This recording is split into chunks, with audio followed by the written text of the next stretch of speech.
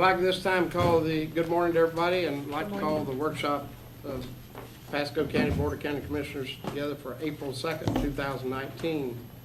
Would you please stand for the invocation and pledge of allegiance?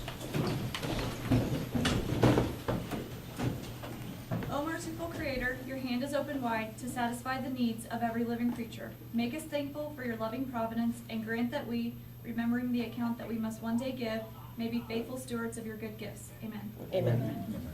I pledge Allegiance to the flag of the United States of America and to the republic for which it stands, one nation, under God, indivisible, with liberty and justice for all. Madam Clerk, roll call, please. District 2, Commissioner Moore. Here.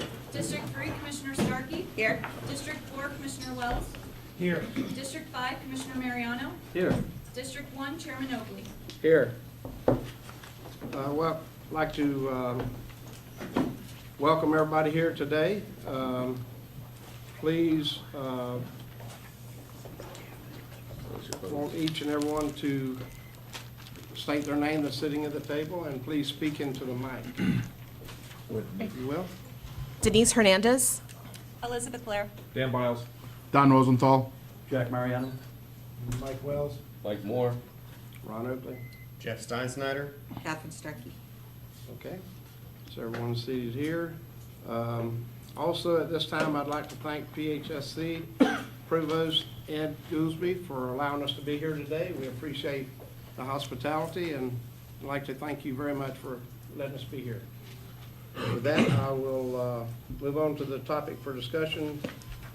The morning session is planning and development. Okay. Good morning, Commissioners. Good morning, all in the room. Denise Hernandez, Planning and Development. I'm showing this. If you would please silence your cell phone, please. Sorry.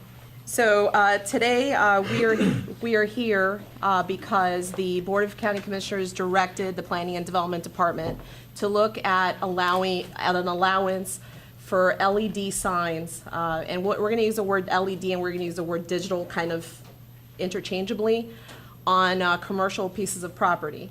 So as you recall, we worked on the current Pasco County code does not allow LED signs, with the exception on what we worked on together, which is for community development districts and for regional attractors.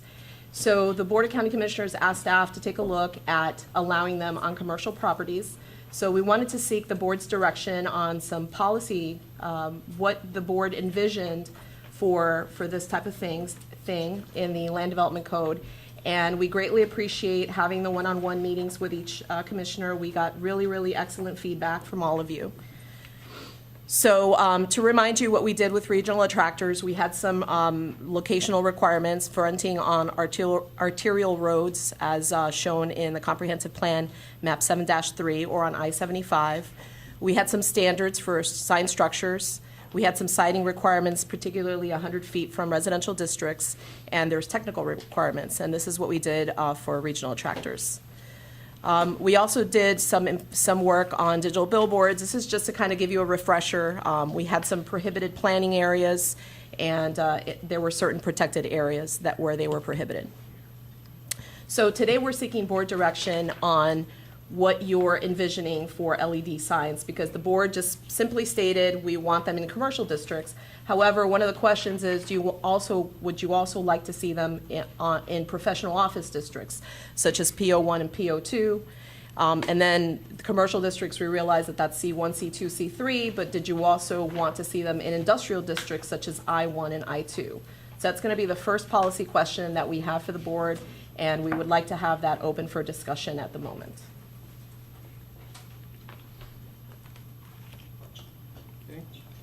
Mr. Chairman, Yes, sir. I think all the categories listed are good. Mr. Chairman, I would say just pick one. If any.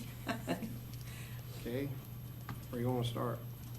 Well, so I know your constituents have reached out to you, and basically there's several specific constituents that have reached out to you, and stated that they want to have them for their new business that they're building. And in some of those particular instances, those businesses happen to be in a master plan where the overlying area is professional office. So that's why we wanted to ask this question, if that's what you were envisioning, and we would like to get some policy direction as to when we write this code, should we write it stating that it's going to be professional office districts, commercial districts, and industrial districts, and master plans who have those underlying zonings on them? Or should it just be professional office and commercial and not industrial? So that's the direction we're looking for. So the one we've heard from the most was, I believe, a new attorney's office being built, I believe, on the west side. Which And happens to be within an MPUD that has office Right. entitlements. So So it'd be a that PO1 fits. or PO2. And of course, they want a nice sign because they're putting a lot of money in the building and want to be advertising their name out on that road. So, but is that's MPUD or is it a C2 or? It's an MPUD with a professional office Okay. underlying use. So what other besides law offices are included in that profession? Professional offices could be surveyor's office, it could be an engineer's office, it could be a medical office, it could be a real estate office, it could be anything that would be within a professional office. But not like a category. retail store? Professional office does not have retail. However, the PO2 part of it does have some service uses that are quasi-retail. So it'll have like a florist shop, which typically people don't come in and buy flowers per se, but which they can, but it does deliveries of flowers. You can also have barber shops, beauty salons, post offices, dry cleaners in PO2. Okay. Mr. Chairman. Ms. Starkey? Well, go ahead with Commissioner Moore. Thanks. Mr. Moore? So when we did this for the CDDs, we had limitations on the size of the. Yes. Of the signs. What were those limitations again? The limitations on the CDD, give me a second. There were smaller signs. In this case, they would be the size of ground signs within the code. In the A CDD suggestion and for the us CDD. as we're making this change that's pretty drastic in the county is that we not just throw everything out, but start small. Because I think we have quite a few counties around us and cities that opened up to everything and are now trying to bring that back. I'm sure you found that in your research and change things. So if we're going to go this route, and you guys know how I feel, I like the community, Right. looking nice, and we had such a reputation for being so ugly. But I suggest that we start small, and then see how that goes, and then add more. So, The only problem I see with that is you want to make an ordinance that will cover it, but you don't want to have to come back every 6 months instead of trying to enlarge it because you Well- left out somebody in that. To answer your question, Commissioner Moore, it's 5 feet in height and 24 square feet in sign structure area. That's the CDDs. But this would be under ground signs, so that's 11 feet in height, and it could be up to 250 square feet in sign structure area, depending I'm on moving the size of the building on the property. So there's like a tier. Yeah, but some of the limiting factors in that's going to be the fact that it's going to be expensive, and a lot of businesses are not going to afford that. So that would limit some businesses. They won't all buy those kind of signs. So Right. back to the size of the structure. One of the things, I won't say it's a concern, but more of a question. We have lots of office parks, office condo parks, and those have a marquee. And then people have signs on the front of their buildings to a certain extent, depending on what's allowed within that office park. Some of those office parks fall within the CDD community or have an HOA of their own, right? What are we thinking on situations like that? Only allowing it on the marquee versus allowing it on the front of the building too? So what we're talking about today is on the monument sign, and I think that there's going to be a couple of questions moving forward that are going to ask what you envision as to the numbers on the actual parcel. What about if So- you take a shopping center and it's got the big sign for the whole shopping center, but then out on the other side, would you, Can I have stay those with the, on can I stay on the office just for a minute? Sure. yeah, Can I just stay on that one? Again, going back to that, obviously the marquee, they have signage in front of the buildings too. You said we're gonna get to that, but, Yes, um, in the separation part. right, 'cause Yeah. now I could see concerns amongst a lot of people if, especially within an office park, if they're allowed to have digital on these small little office condos. You know, I think it probably, something like that should be probably one or the other, which I would assume they would want it on the marquee. Okay. Right. Just for the fact that within those office complex, you do have, you know, a number of varying businesses, and they do have a certain expectation for that office park.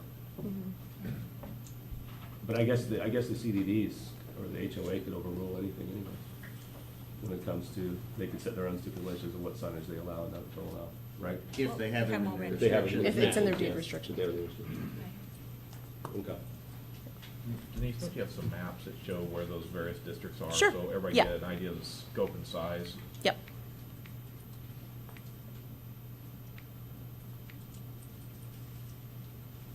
This would be all districts that are mentioned, so office, commercial, industrial, and then the MPUDs. The MPUDs are in like a strange pistachio color per se, but that's basically to show you the entire MPUD, but understandably, what would happen is that the MPUD would have office, commercial, or industrial entitlements along the main road. And this is a very busy map, and I can go back to, this is office districts, the purple. And then commercial districts is the maroon or very dark red. To give you an idea of scope of the various districts when you're kind of looking at it.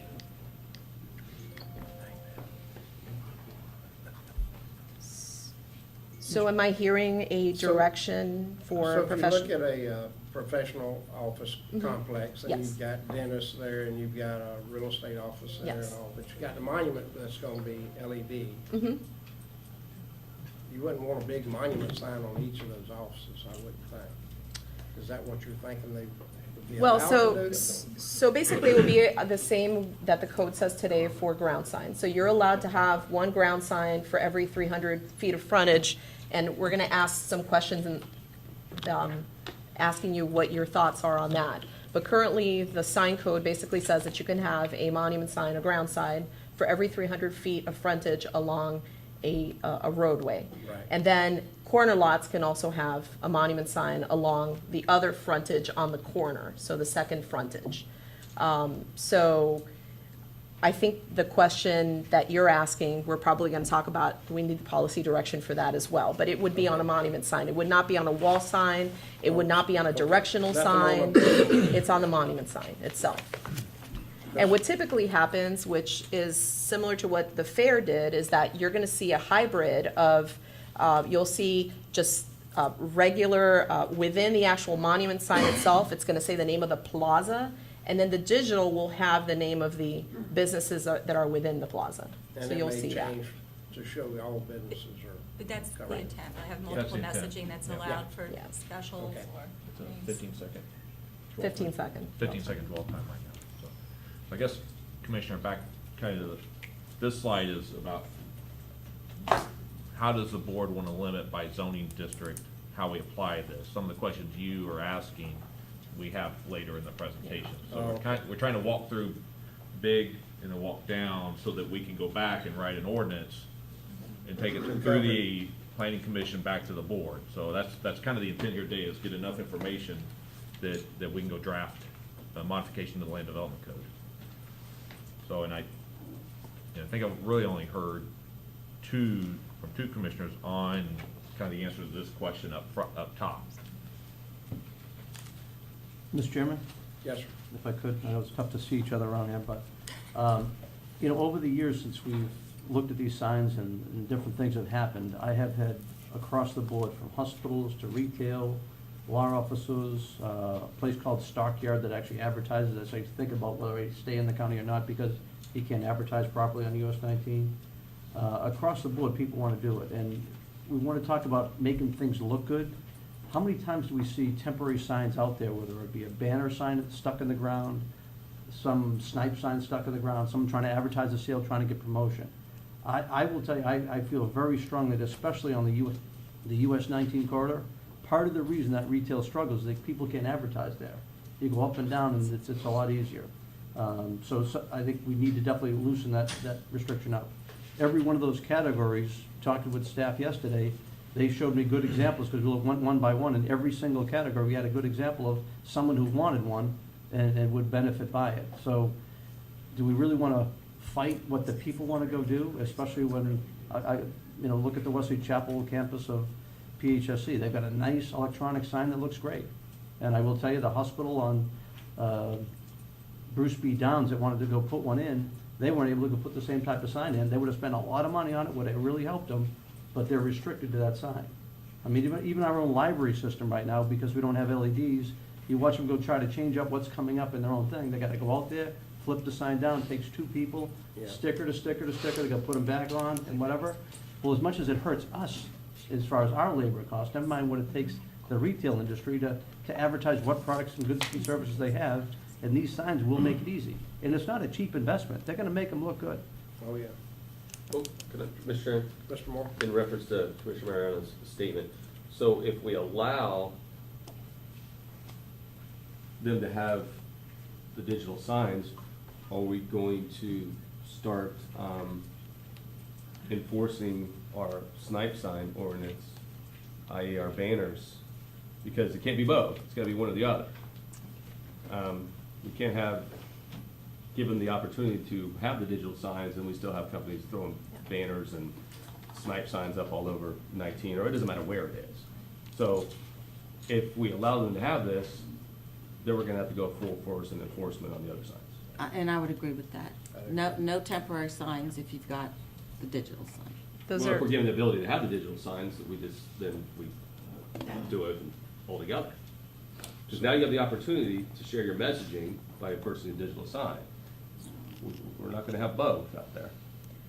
So, I mean, then we just wipe these Yeah. snipes and banners off the board totally. Right.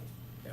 so those are really excellent points that we're going to ask you direction on the next slide. And I think those are excellent points. Well, Excellent. I maybe you just- already go to the So I next guess, slide. But we need direction on this one here. What kind of industrial Zoning district. uses, I mean, well, I'm just not sure why would be including industrial in a, I mean, what kind of So, message do they need to I change think that one every of the day? examples that Every I- 15 minutes? One of the examples that was provided is, for instance, the Overpass Business Park, that it has light industrial, which is like research institutions and things like that, those type of uses. But why would their message need to change every 2 minutes or 3 minutes?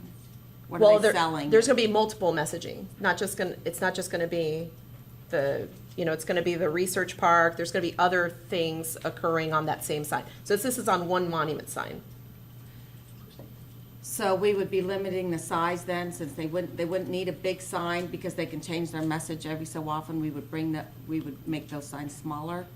The sign would be limited to based on, I don't think today we're talking about changing other sections of the land development code, we're just integrating LED into the code as it currly is But didn't we within the talk monument about sign. that right now we have a little, what I think is a little error in our sign ordinance, that the width is unrealistic, right? So I think what you're saying and what we see is that there are allowances in our sign ordinance that people never get Never. to. Right. So They theoretically. do that themselves. You won't see a 300 square foot or whatever sign because it's They too just large. Build one that big. So I think we should fix that while we're looking at the sign ordinance. And if you picture a school bus, it's about the size of a school bus. It's 11 feet high from the crown of the road, right? To, is it 20 feet? 20? Could be like 22 or so. 22 feet long is the width that the sign can be. And I don't know why we came up with that width, but I mean, no one has a sign that long, and we That's a shouldn't want a billboard. sign Is that what long. you're talking about? Billboard? No. No, they're No. not, these are ground signs. But it They're is like, huge. I know, it needs to be brought Yes. in to 11 feet, 8 feet. Commissioner, something. trying to walk through this, kind of, the first question we need to answer it is the zoning districts, and then we can get to some of the more details if it's okay. And if I may, because we did speak to you individually and we did get somewhat of a direction, the only question on those three that I have, because we weren't sure about the direction on that. So far, we got that office and commercial were okay, but let me just get clear. The industrial is where we were not certain as to whether you wanted to move on industrial. So maybe at least answer that question, that would be great. Mr. Wells? Yeah, I've been clear on this for a long time. We need to support small business, support business in general. I'm fine with no limitations on the zoning. Anyone should be able to get it. I think it looks better than what we have out there today, period. I mean, it does, so. Be more uniform and better. So, Yep. office, commercial, industrial, okay. Well, can I ask a question here, just Yes, to get this consensus? Do we have some agreement about getting rid of the banners and snipe signs if we allow? We're Yes. getting to that next, I think. That'll be next. Yeah, Well, I'm jumping ahead. that's- I think we've been doing. I'll get the question answered now, then you just get that slide. Do we I'll have? say some- yes. Yeah, okay, so, because I know Commissioner Starkey, you're, Yeah, and that would Well, and that's- definitely I don't free up disagree, but code code will enforcement, spend clean all their up. time doing that. I mean, Yeah, I mean, It's- it's already it's in not the realistic, ordinance, it's a yeah. matter of the Well, code we- being No, no, get to no, it. we're getting rid priority. of, we're getting rid decide- of temporary signs. yeah. We would like, What that's part of the temporary? trade-off. Because you've got these stick Yeah. in for sale signs, real estate signs Well, are no, but temporary. for the business, like the banners and things like that, I understand, you can't get rid of real estate signs for Right. Yeah. people's houses You're or from a affecting, new you're community. affecting business if you get No, rid you of can't. real estate houses. but banners, they pull a permit, they're allowed, what, two permits a year? Which is a code enforcement nightmare. For special circumstances. But I think we should, if they pull the permit, they should got. They don't need the banner if they've got the Oh, no, digital it's sign. it's a ton of days, it's like 30 days. 30-something days, yeah. We had done the calculation. 4 times a couple of year, it's years ago. It was- 35 it was- days, 4 if you times a strung them year. together, it was like 140, 140 yeah. days Oh, yeah. Yeah, that you could have And a that's balloon probably- out on 54. yeah. Well, those are If you pull permit. special If you pull circumstances, when it, They have a special sale, or they Yeah, have a right. grand opening, or, yeah. right. And we all agree snipe signs are terrible, they look terrible, so. And I think you'd actually see a decrease in the number of people applying for those banner signs if they had the electronic signs, because when they get something special coming up, they can put it up there. Oh, yeah. So they don't need them. The only reason you'd have banners or you'd have balloons and things that, special sales, but you're gonna find your auto dealers do that all the time. They'll have balloons flying on the cars, Okay, so as I move Yeah, forward, you know. is industrial okay? Yes. Yes. Yes. Okay, all right. So, thank you so very much. How about the concept of roads, limiting them to, let's not ask this question because we already got directions, just that we had not altogether. So forget about the federal aid primary. How about limiting them to arterial and collector roads? Let me show you a map.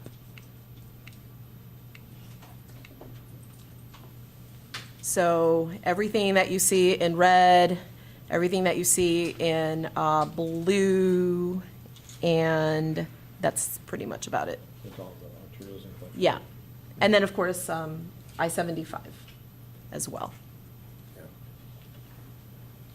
Or do you want to just limit them to zoning districts, the commercial, industrial, regardless of whether they're on arterial or collector roads? Chairman, so, Mr. Wells? so we allow monument signs anywhere right now? As long as it's commercial district, industrial, professional office, non-residential. It should be the same Okay. way. I don't know. Is where that- Yeah. Do we have a consensus on that? Oh, Okay. All right, thank you. Next question is, do you envision any excluded areas? Of course, does I shouldn't have to say this, but along the scenic roadway such as Suncoast, they would not be allowed. No, it's not allowed. But do you envision any other excluded areas? Well, Starkey Boulevard has its own exclusion. It's designated as a scenic road when we built it. So Interesting. Don't Thank know you. that. Didn't know that either. Well, there is monument signs on it now, I believe. No, yeah, monument signs are. Yeah. But a monument, LED monument sign would be allowed. So, No, I mean, if they wanted to no. change it to LED, they should be able to. It's the same Nope. thing. You have to look at, Okay. when we Okay. when we All right, so- donated the right of way, you can take a look and see. So it's in the dedication of the Yeah. right of way? Yeah. Okay. That's different than being allowed, yeah. We're Okay. not allowed for code. Here's where we're going to start talking about removal of nonconformities and things like that. So within this, we need the board's direction on, we did get direction that they should be principal permitted uses. The other question was they should be special exception uses. That was a resounding that they should be principal permitted uses. So should we place some performance standards on the fact that folks are, and this is going to Commissioner Moore's concern, should we ask for folks to remove, as a condition of having the digital or LED sign, should we ask them to should we tell them that you can't have any of your banner signs or gorillas or inflatable balloons or any of those other type of things that we're seeing on these pieces of property? Because now the LED sign is allowing them to display multiple messaging that they were not able to do before. Mr. Chairman? Yes, Mr. Moore.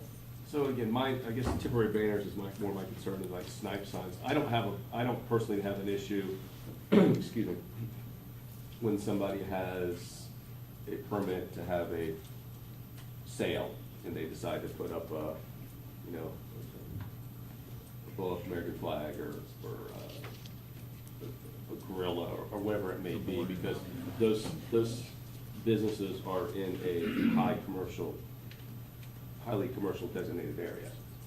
I think you'd have to separate somehow, I guess, and figure out how to separate between banner signs or snipe signs versus some of those special, advertising gimmicks, I guess you could call them. So you're gonna have to specify by sign type, not by message. That's I understand that. the other issue Yeah. that is Right. perking around. Sure. Mr. Chairman?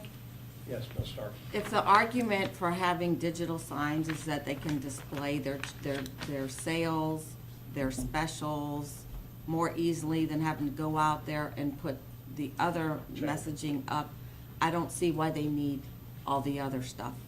It's just gonna make our roads look very cluttered, which they do already, and makes it more dangerous. And I just don't think that's the look we want in our county. So if they're gonna put a digital sign, that should take care of all the special things that they wanna sell.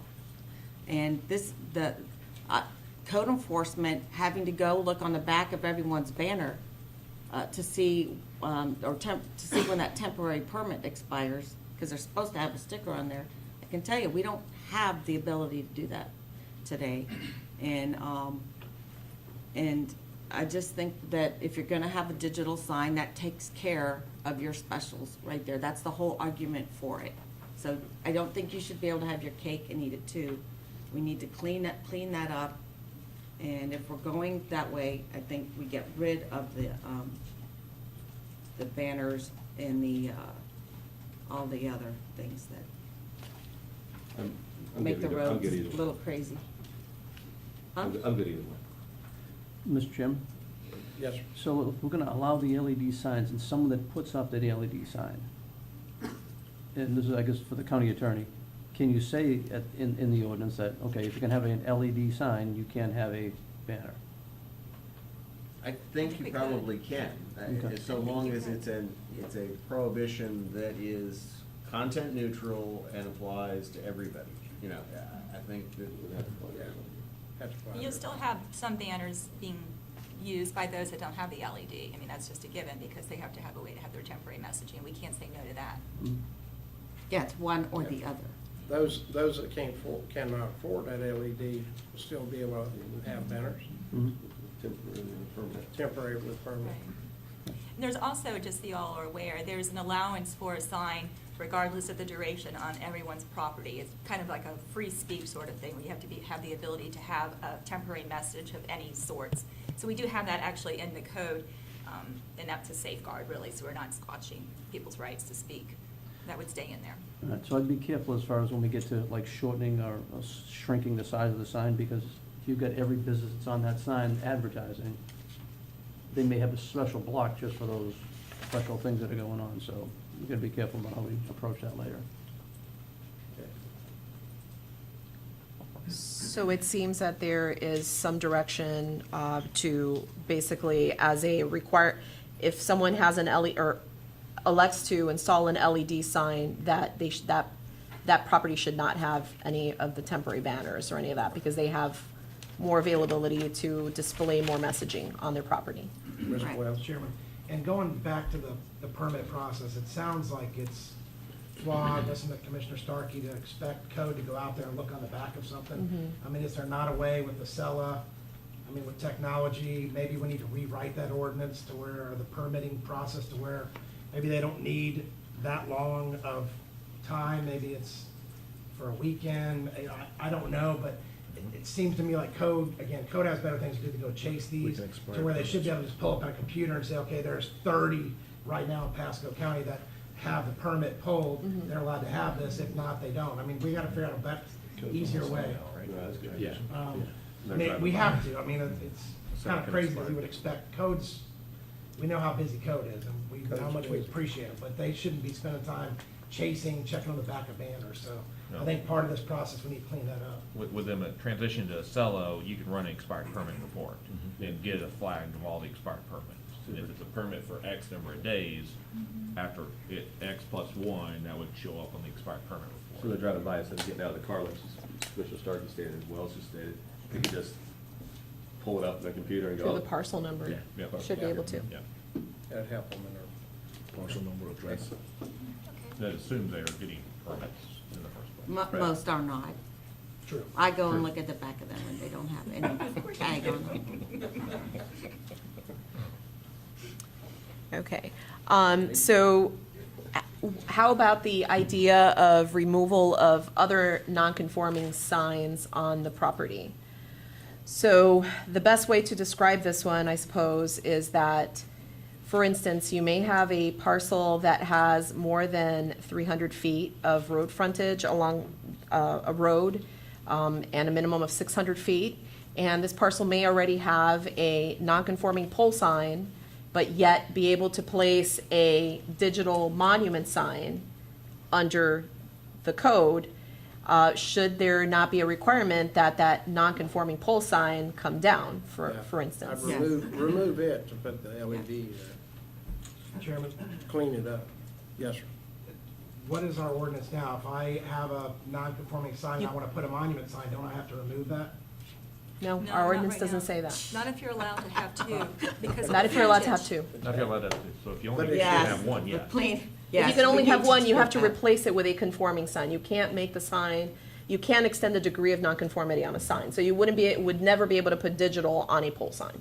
Well, I know that, we have to go to Right, monument. We- right. There are I'm some- just there are thinking, a we few need to flaws keep it that have simple, I ordinance. think whatever we're doing now and making them conform, I think, again, in my opinion, the LED with that square footage is the same as what's allowed now with the monument sign, I think if you consider it the same, I think keeping the code the same would make it easier for everyone, not more confusing, so I think whatever we're doing now, if it's non-conforming, it needs to be removed. I know Enterprise went through that on that 54 and Yes. 75 there, with Yeah.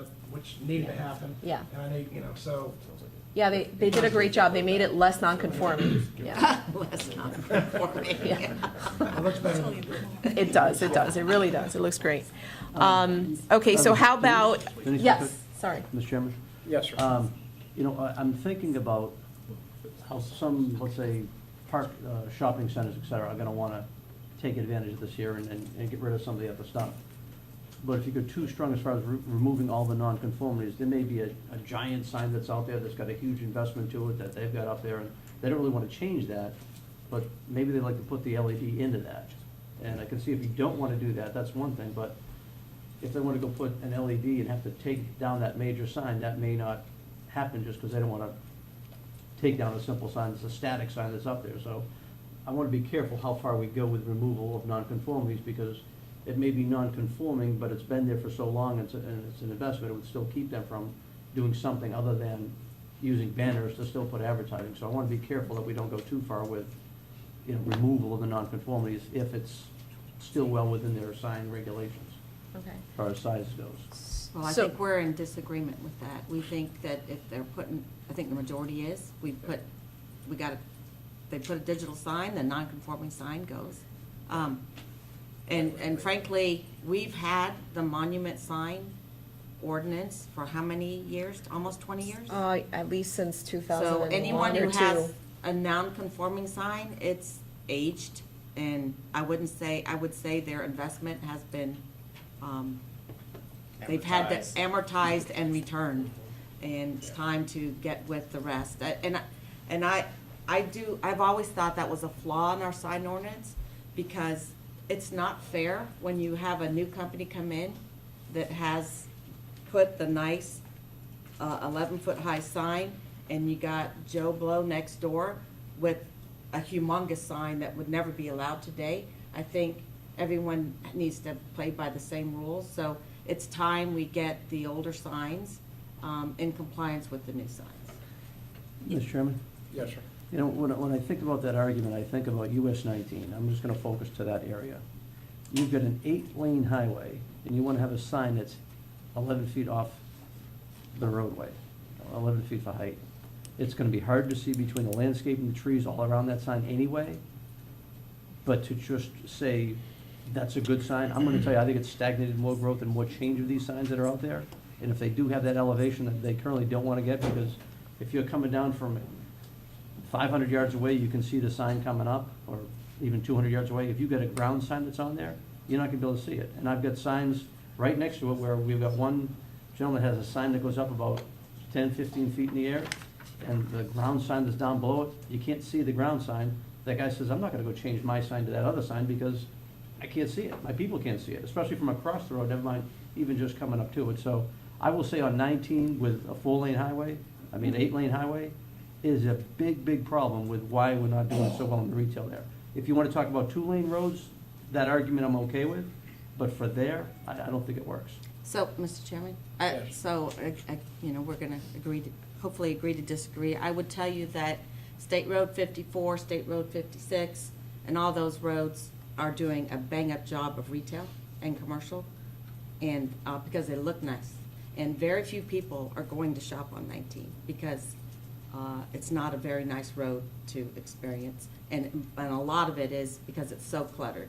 When I met with the apartment people who were building at Gulfview Mall, they said they didn't even think they were gonna put a sign on 19 because there are so many signs that their sign would be lost, and it's a waste of an investment.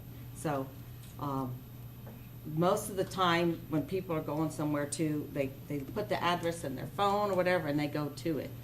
But when you have so much clutter, the signs don't work anyway, so. But look at 56, look at 54, look at Wesley Chapel, and all the new areas, they're doing great. Mr. And Chairman? 19 is dying? Mr. Chairman? Yes, sir.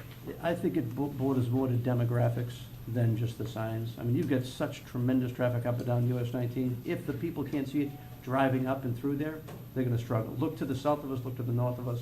I think the signed ordinance is our biggest thing that changes it.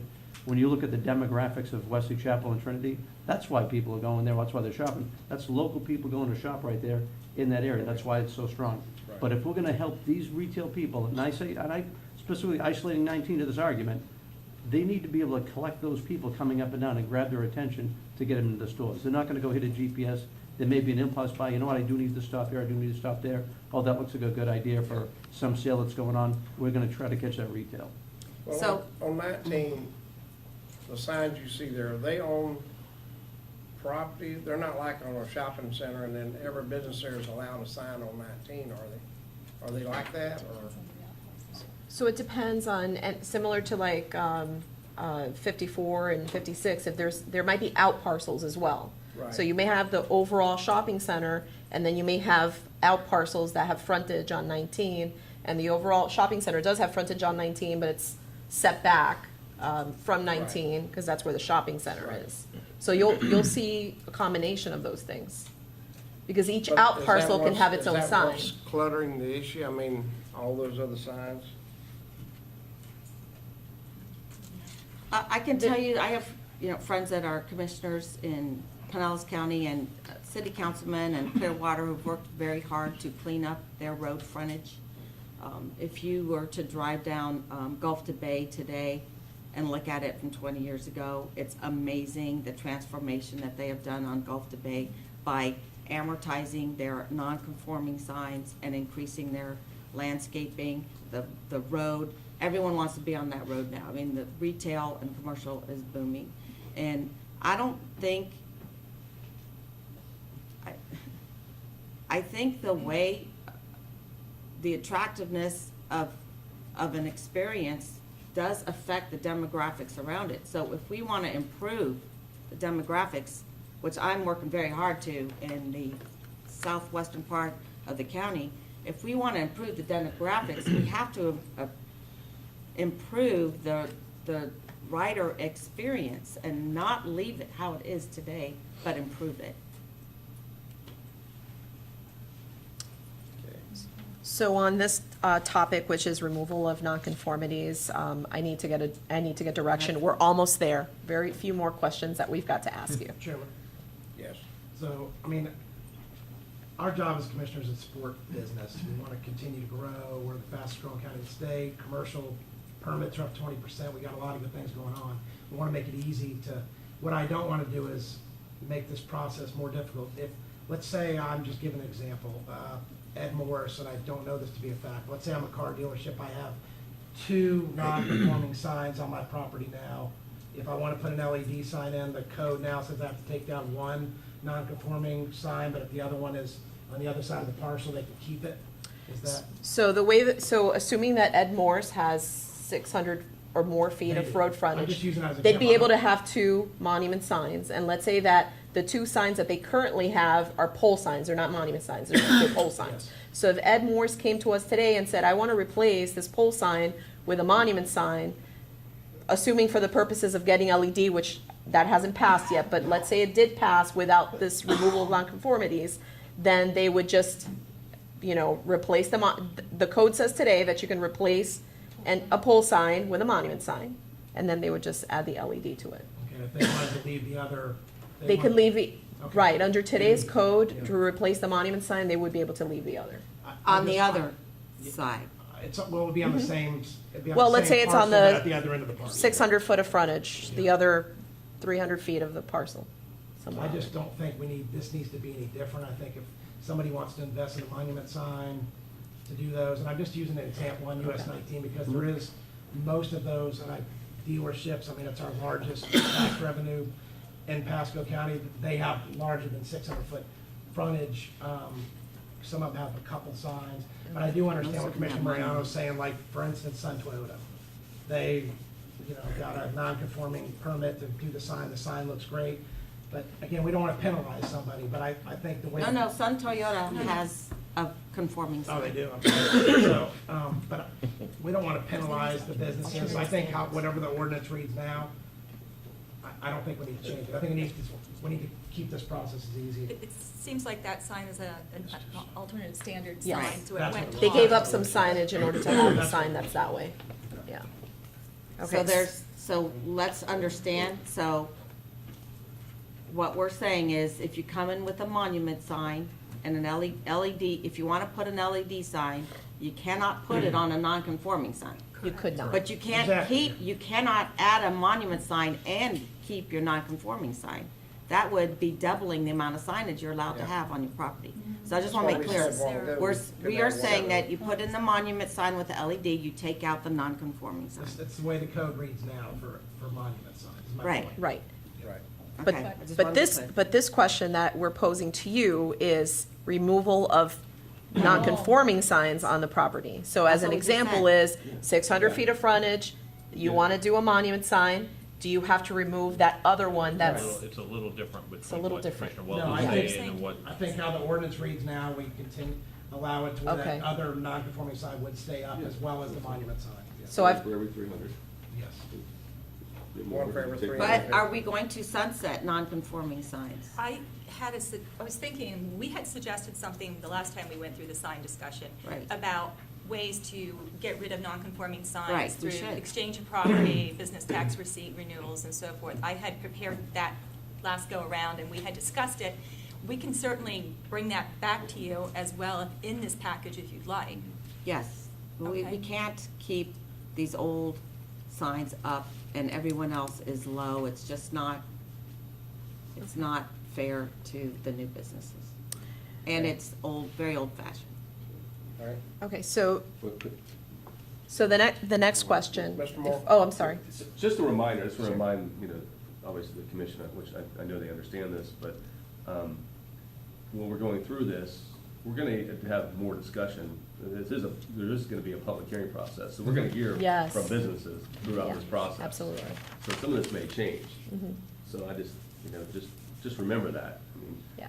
something we say now, we may get positive or negative feedback about, and we may have to, 3 public hearings. Exactly, so if you got 100 people that are, businesses that are showing up that don't like the way this is done, we're gonna have to have that discussion again, Yeah. so. But if we I get think, the- I think we can move through this and Mhm. just with that in mind, Yeah. that some of We this give the will be right changed. direction for what we think we want. Right. That'll, if it's tweaked by businesses, then we'll work through that. and We'll see what happens, Fine tune. see what happens at the public hearing and have that discussion. Oh, yeah, that'd be good.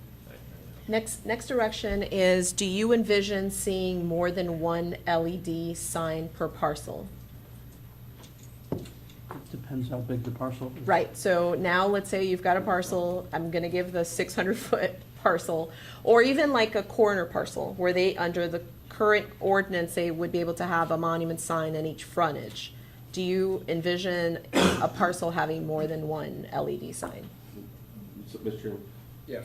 so some circumstances, yes, just going back to what Okay, the discussion was with Commissioner Wells a minute ago, because you do have, if somebody has let's use 19 again, right? Mhm. If somebody's on the corner of 54 and 19, maybe a large, we'll use a car dealership, for example, again, they have that frontage on 54, and they have that other frontage on 19.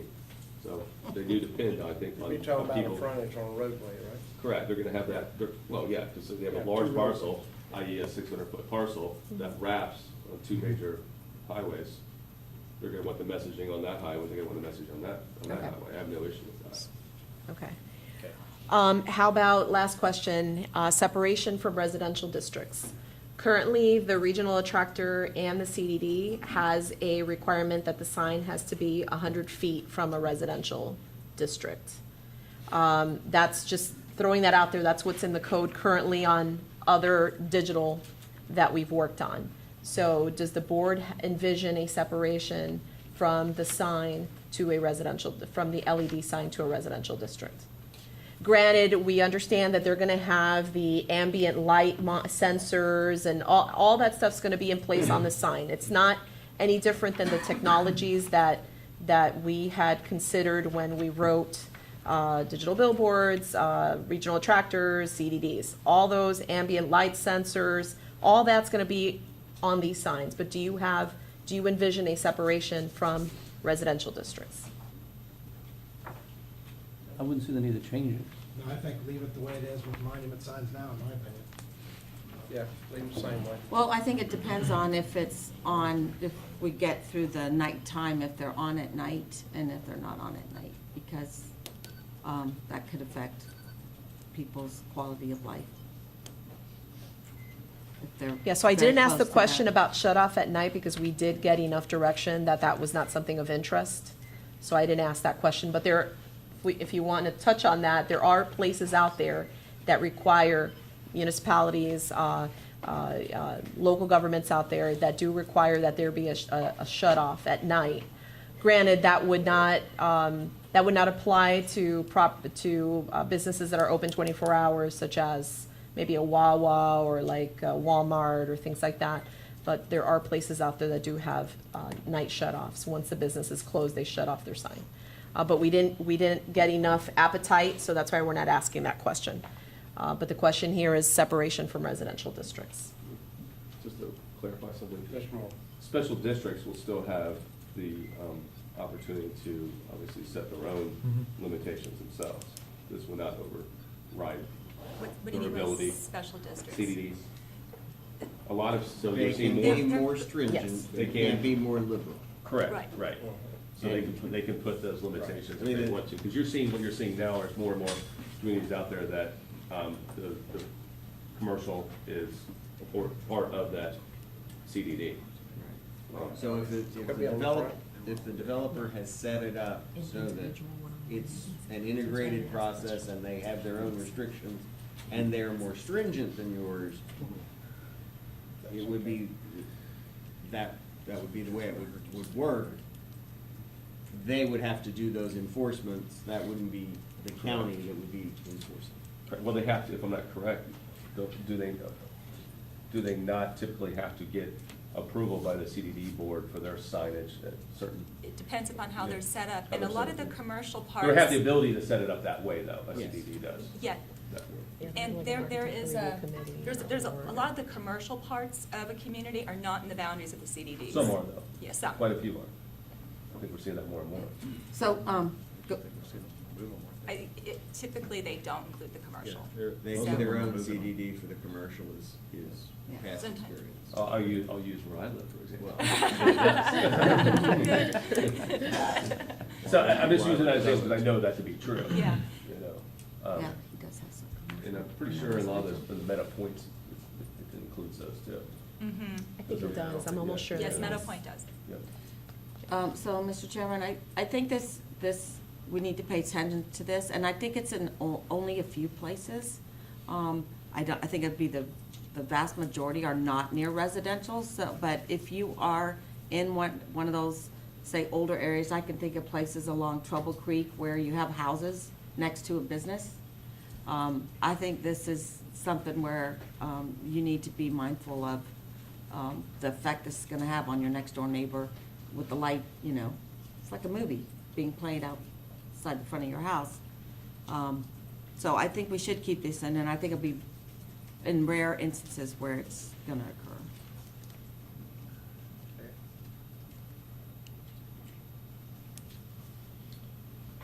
All right, So I think I heard from maybe one or maybe two, so I just need to get direction on this item. Chairman, yes, so as far as an LED sign, whatever the ambient light is allowed on an LED sign now, let's say it, Mhm. I don't know what it is, but, or not an LED, regular monument sign. Would an LED sign at night be, I know she says a movie, it's gonna be static, so it's not gonna be playing a movie. Right. It'd be kinda cool if you could watch it, if you have it.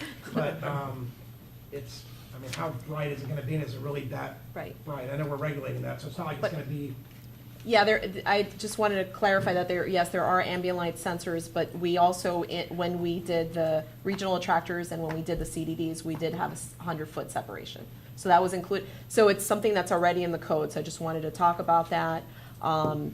Another thought could be, currently, if the situation on Trouble Creek, for instance, and I know a lot of that may have predated the land development code anyway, so you won't see the setback, but there is a building setback from if the property abuts residential, there's a minimum building setback of 30 feet.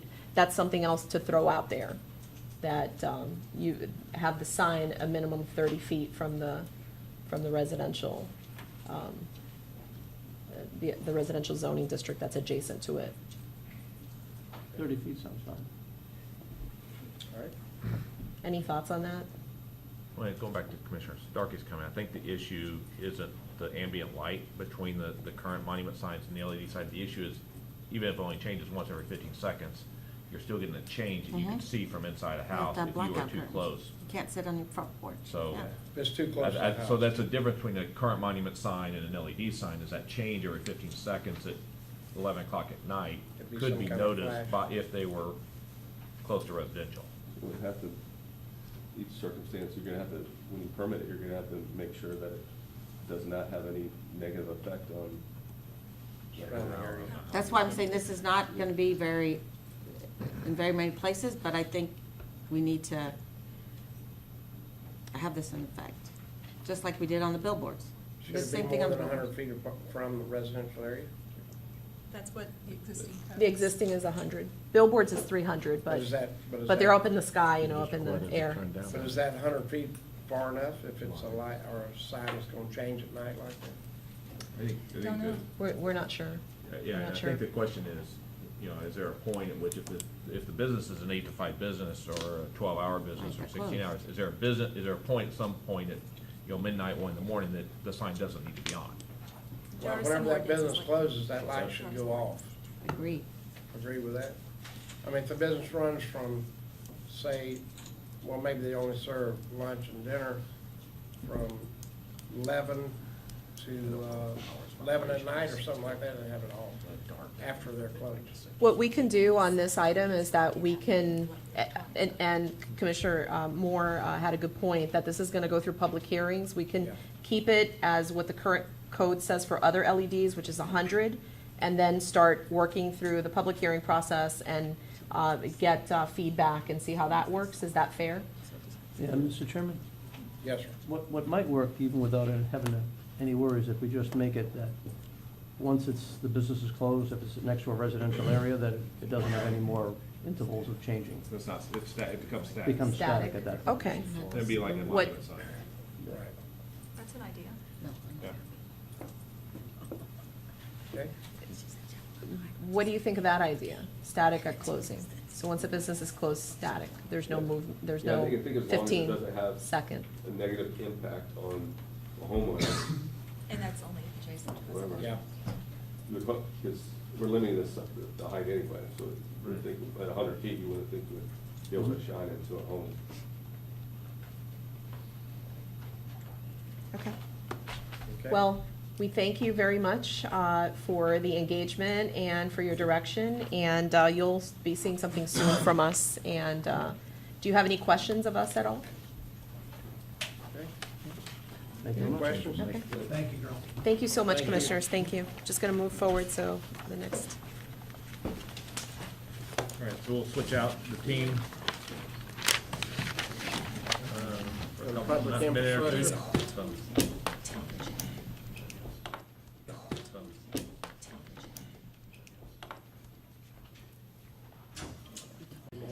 All right, Commissioner Mariano's back.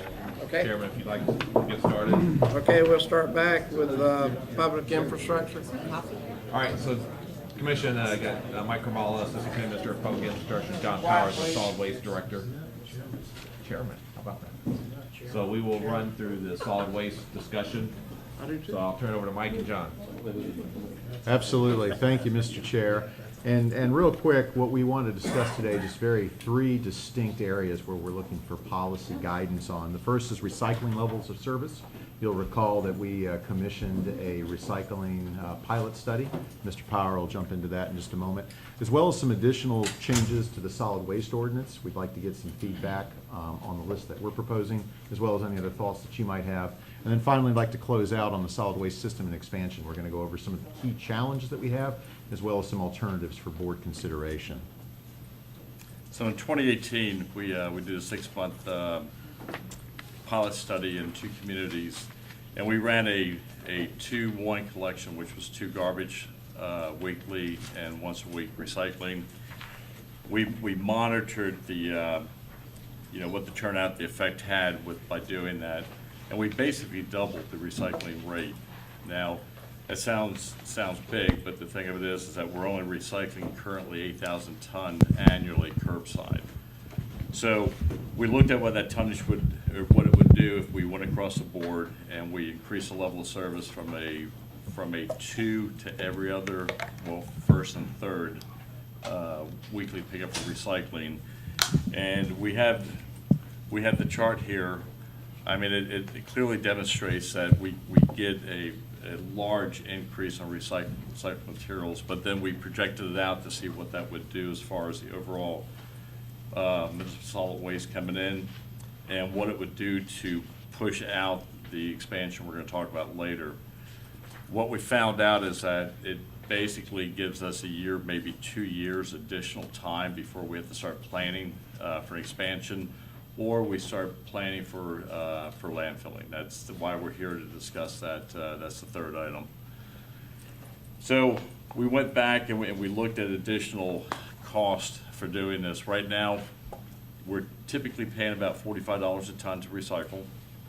A lot of it is, we have glass, we have 40% of the waste stream is glass, and what we're gonna propose as we move on is that be removed. The reason it's removed is because right now it has no value. As a matter of fact, it's a cost, it's a negative cost to us, and we just thought that it would, it would help as far as overall cost to the county and to the taxpayers by removing it. We looked at what it would do to us as far as putting it back into the waste stream, running it back to the waste energy facility. There is really no impact. It's really kind of a dilution factor. Also looked at what it would do to the program that we're moving forward with on ash reuse, and we're working with DOT to get a spec for that, and they said that there would have no impact as well on that.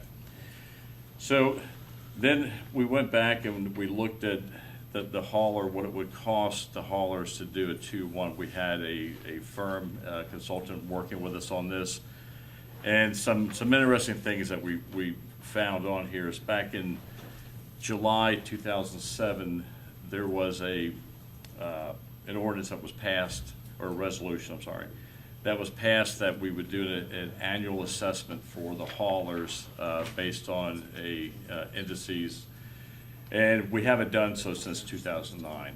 So looking back, there's two prices here that you will see. That $269 is basically, it gets the haulers where they should be at the current time. And that would bring it up to $15.13 if you added that on to our current $12.44 per month. And then we also looked at what it would cost the haulers to do an additional collection of once a week for recycling. And that's additional $176, so that's where you have your total there of the $16.81. So we're asking that, we're recommending that we do that, because even though it doesn't offset the expense as much as everyone had hoped and heard, it does help, and it does help, increase the recycling, and very less complicated, because I don't even know some months when to put the recycling out, because right now it's the 1st and 3rd. Well, if you have months that have, additional 5 weeks, it's very difficult to keep up with. We covered the glass, the recyclables, and it's basically driven by the market. Everything right now, there's only a few items, commodities in the recycling stream that really is profitable or break even. I don't think anything right now is profitable, but there is a break even. And we're good through 2020. We have a contract in St. Pete with a processor there. We piggyback with Hillsborough. In 2021, that will drop off. We'll have to go back to bid. Right now, they're not charging us for processing fee. We have a floor as it stands right now. When that's renegotiated, we'll probably start getting charged for contamination, and we'll also get charged for processing. So we'll start being in a negative even further than what we are right now. So it's what the market is at the current time.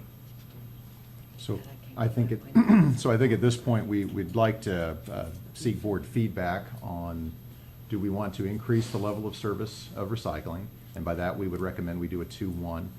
That would come with an additional $1.76 cost per month that is paid through collection to provide that level of service. And of course, then, as far as carts go, in the recycling study, we did provide the carts. However, we believe that the haulers are probably better suited to provide that directly to their customers who want them. That would require, a change in the ordinance, in which we would move fairly expeditiously on that, and would want to give the haulers some notice in order to implement that. So we're looking at about an 8-month or so implementation period. And as John mentioned, part of that, we would look through education to remove glass from the waste stream and running it through the plant. So at this time, any thoughts? Mr. Moore? Yeah, so constituents I've spoken with and reached out to me, they are definitely fond of adding another day of recycling. So I say we move forward. You say, did you say that the recycling, what we're doing, it was a break even for the cost? Is that what you said, Mr. Powers? It's not a break even right now. It's a cost. But again, if we take the glass out, that's 40% of the waste stream. Yeah. So if you remove that, because we're getting zero value for that, and it's being landfill, it's not being reused. So you will see an upside by taking glass out. And it will be a long process. It's like blue bags. It took 6 to 8 months to finally get the message out. So by taking glass out, we'll be better at the product we get from recycling then than we are now with glass in. 'Cause Yes, they're yes, sir. kicking out some of our product because That's of glass correct. contamination, yes. Yeah. Yes, sir. Okay. So I would have been for 1 and 1 until we take out the glass, and then I think that 1 and 1 probably doesn't work, so 2 and 1. 2 and 1. Probably gonna- Sounds Well, what we found out with doing the 2 and 1, one thing it gave us an insight that the second day recycling, we thought that, or I'm sorry, garbage collection, that we thought we'd see a significant drop in the amount of waste. You couldn't do a 1 and 1. I mean, it just isn't achievable. You Seems need like it's 2 the day. same amount? Well, you need 2-day collection. You really do. Okay. Mr. Chairman? Yes, sir. I think it's imperative we go to the 2 and the 1. You know, my wife looks at the calendar, and she's got it page to page to page and trying to get it right, and if there's an extra week in there, it throws it off, so I'll tell you, in my neighborhood, which I think is a pretty good group of people, if I see 4 out of 20 Right. recycling right now, I think that'd be a lot. Yeah. So I think the confusion. I think the numbers we're looking at, the increase we're gonna get from the test study, I think over time, it's probably gonna get elevated more, and I know we're gonna have a setback with the glass, but I think that number of participation is gonna grow and grow and grow. Yeah, I think you're right, because I think now, like you say, they're confused at first week, second, third week, and Yeah. the confusion of that, so. It's difficult to keep Yeah. up with. I put it out first sometimes, and people follow me, and now they're upset with me the next day because I did it the wrong way. All right, Okay. I think we're, If I could with the. Will garbage- everyone have that blue and yellow container? That really helps. So we're still talking about a standard container. Maybe each hauler has a different lid. And again, we'll get into as far as the ordinance goes, and that's part of the stuff we're talking with the haulers right now as far as changing the ordinance and making some improvements and corrections to it. I told you my husband went and bought a new garbage can, wrote recycle on it, and they took it with everything in it. Well, they thought He quit recycling at our Aristida house, They took this. recycle the whole They thing. recycled the whole thing, yes. I don't think we need to do that. It worked. Find you a Only container. on that day, he never recycled again. And, Mr. All Chairman? right. To talk about the bins too, I think there's a lot of benefits to the bins. You know, Commissioner Moore, you mentioned, like, you may need a big bin compared to someone else's, and you may need a small bin, and the haulers can actually cater to that as they go along as well. I would say your numbers up there are just a little bit off. The Did it work? total number would actually come out to 1689. When you add in the other Blue two yellow numbers. one. All right, we'll do the math. It's a small one. Well, I did the math here, and I You did the what? apparently did the wrong math. So we didn't hire You're you. quick, but seldom. No, we haven't run solid waste, not for math. But everyone's in the trash. I didn't have my phone with me. Everyone comes to my house. We all agree, I mean, we need to do Recycle this, it's, and put bins in the you know, I can garbage, remember recycle. back in the day when we started the recycling with the blue bags, I was much younger, but we need to do something, we've gotta hit that number, I know it's still, I think it's gonna be 4%, but it's still double what it is today. It's just a little concerning to me, and absolutely I'm okay with this increase, but, you know, I guess my question is, from a staff perspective, if the board in 2009 approved this for the haulers, Yeah. small business owners to get an increase every single year, how come they haven't gotten it since 2009? That's alarming to me. Yeah. So I'm glad we're making them right, but we're really not, because all these years I didn't get it. Uh-huh. It's just this, it's, What we'd like to do is put in an automatic escalator into the ordinance so that every year and we it's go already in it. full. I mean, I believe when Well, I read but it I still think it's- requires an action. still What we requires a do is resolution. You write the ordinance the right way, it doesn't require an action. just an It- automatic. it That makes sense. Automatically Staff can published do it, doesn't have to administratively, come to yes, us. yes. I agree with that. And They've it been could too go long up or in down. in It could getting go- their That's correct. And, increase. you know, and the same thing with Yeah. recycling. I mean, 4 years ago, we were having a different conversation on recycling. You know, so. Because you know good and well, all their electric and other things that affect those haulers has gone up. Gas, You know, everything. everything. Diesel, So, Well, they Absolutely. need that money. yeah, if I Mr. could, Brown? Mr. Chair, and I'll want to defend staff a bit, because it may be that I think the gas prices maybe in 2009 might have been a lot higher, and then it dropped down. and then maybe it didn't work out. So if you want to look into that maybe a little bit, John, and kind Well, of that's- show us Well, what that's actually been changed. cyclic. And some that the PSC does with electrical companies, if, let's say, the price of fuel goes up, there'll be an automatic adjuster in there. Maybe that's what we need to tie it to rather than just a regular known number to kind of. Well, we have indices that we do, that we Right, do there's an follow. indices So, I mean, fee. you could tie it to an indice and. Right, so and that trace may it. be, if we tie it to that, that may work Yeah. better. And I guess the big thing to me, the stakeholders were involved with this, all these haulers, they're good with this, making sure that we get them straight, they're good with the rates, everything. Just wanna make sure that. They're good with the race and everything else, but right now, the ordinance, we're working through this because, you know, we're proposing a lot. That's what, we're not even bringing the ordinance, we're bringing this part of it, and this, what we'll do is just continue with the 2-1 if approved. And then what we'll do is we'll come back in a few months with the ordinance change across the board. And we just wanna make it simplified, that way they, Sure.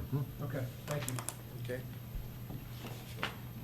So just as I touched on, and won't stay on this too long, because again, we're working with our legal, we're working with outside counsel, and we're also sharing this with the haulers, our draft. But what we're trying to do is that this hasn't been changed, the Code 90 hasn't been changed since 1991. And there's a lot, as you know, this county has changed a lot since 1991.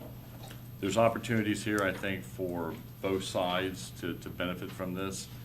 As you read on some of this right here, some of our concerns are, you know, customer service. You know, we've seen an increase of people contacting the commissioners here.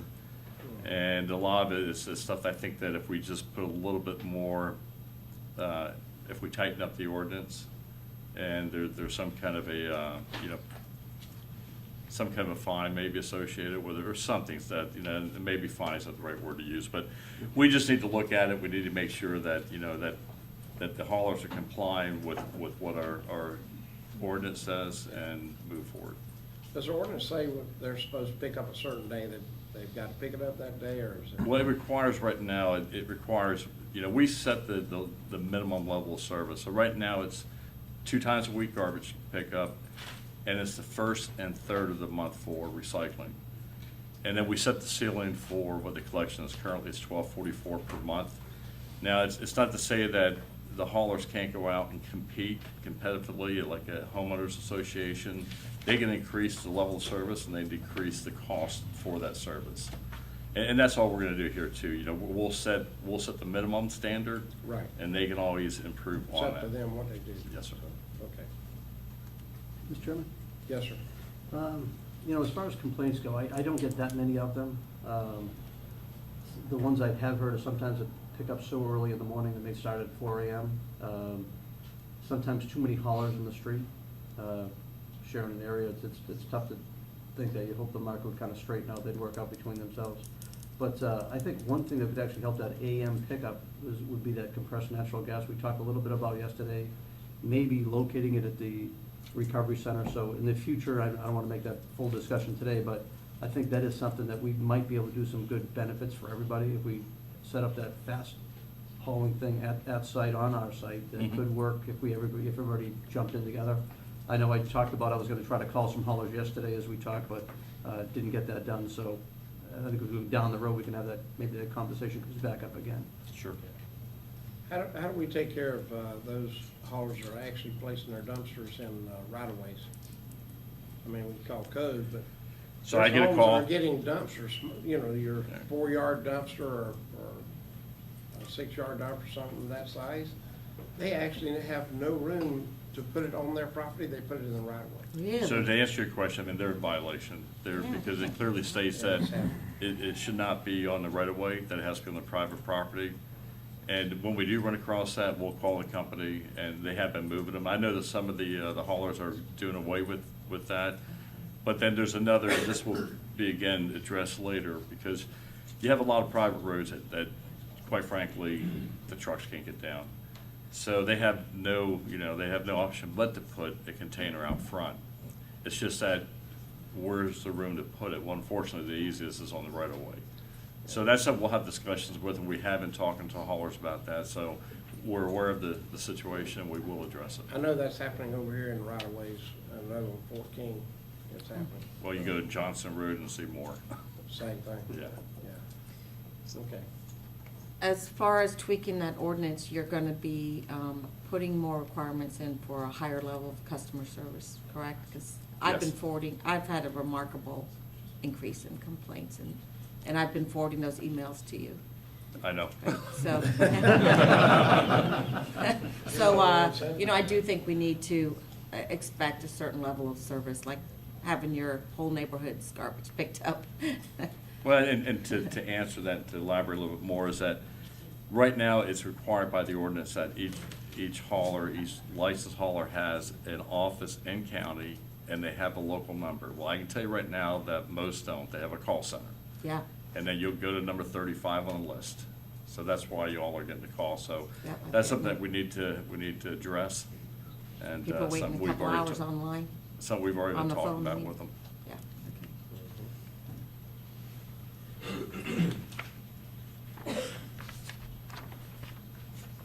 Mr. Chairman? Mr. I Mayor, think I've an idea that's not on this, but it's a topic that just, you know, Commissioner Starkey, she has been getting complaints, and I think part of it might be something we talked about before, so I'll just bring it up again, is sometimes you have these residential communities where they have a rental tenant, and that tenant doesn't pay for the trash to get picked up, and it stays there. And I know we talked before, maybe it's a good idea to take a look at, if we have these areas that are developed residential, that we make it a mandatory thing to get it collected. And I talked about staff with us yesterday, if the county did the collecting for those areas, it would actually save the haulers money. We might be able to keep the cost the same, absorbing the cost in. And I know Dan's shaking his head now, saying, what? I didn't shake my head, I'm just.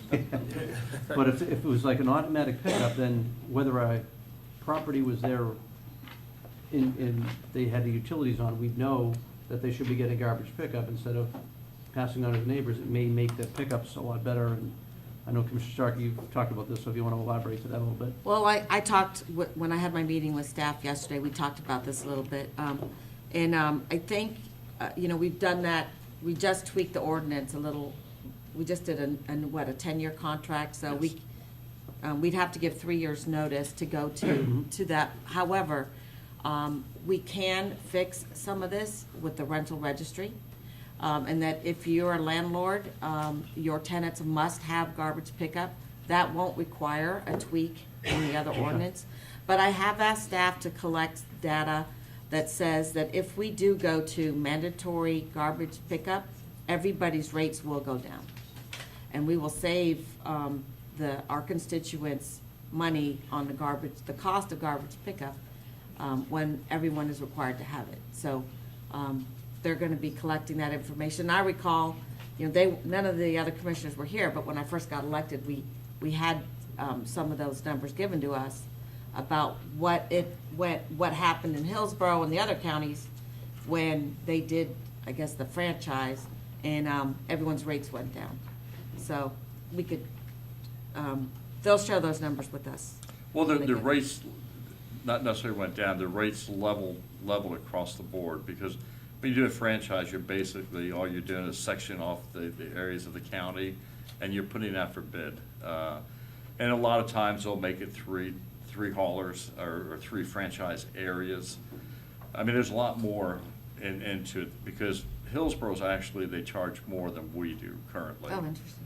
But then, you know, if you look at the level of service that they're giving, you know, maybe they have a brush debris pickup once a month or so, but it all depends how you structure it. But again, as we talked about, right now you have to give a 3-year notice, and then after a 3-year notice, and then I'm not sure how long it takes to implement it, if that's in 3 years what the board decides to do. So, and just so you know, right now, we have one company that has 70% of the market, and the rest of the market's split up by 4 or 5 smaller. 6. 6? Yeah. Small, you know, so. It's called capitalism. Yeah. The country's built upon. But anyway, Jack, you know, I've been a big proponent of having, it should be required that you have garbage, although John doesn't have it. Well, Boom. In a rural area, right? yeah. Yeah. I live would in say Dade in City. rural areas, no, because it's a little different in rural areas. But in the urbanized areas, I think you should. But I think we'll take care of a lot of the problem if we fix that in the rental reg. rental ordinance. Mr. Chairman, I agree, I agree. I think that is a great solution to simplify the whole thing, because that rental registry will dictate what's gonna happen, so, good idea. And we're working again with Jeff's office and outside to see what we can do with the ordinance and to strengthen that, so.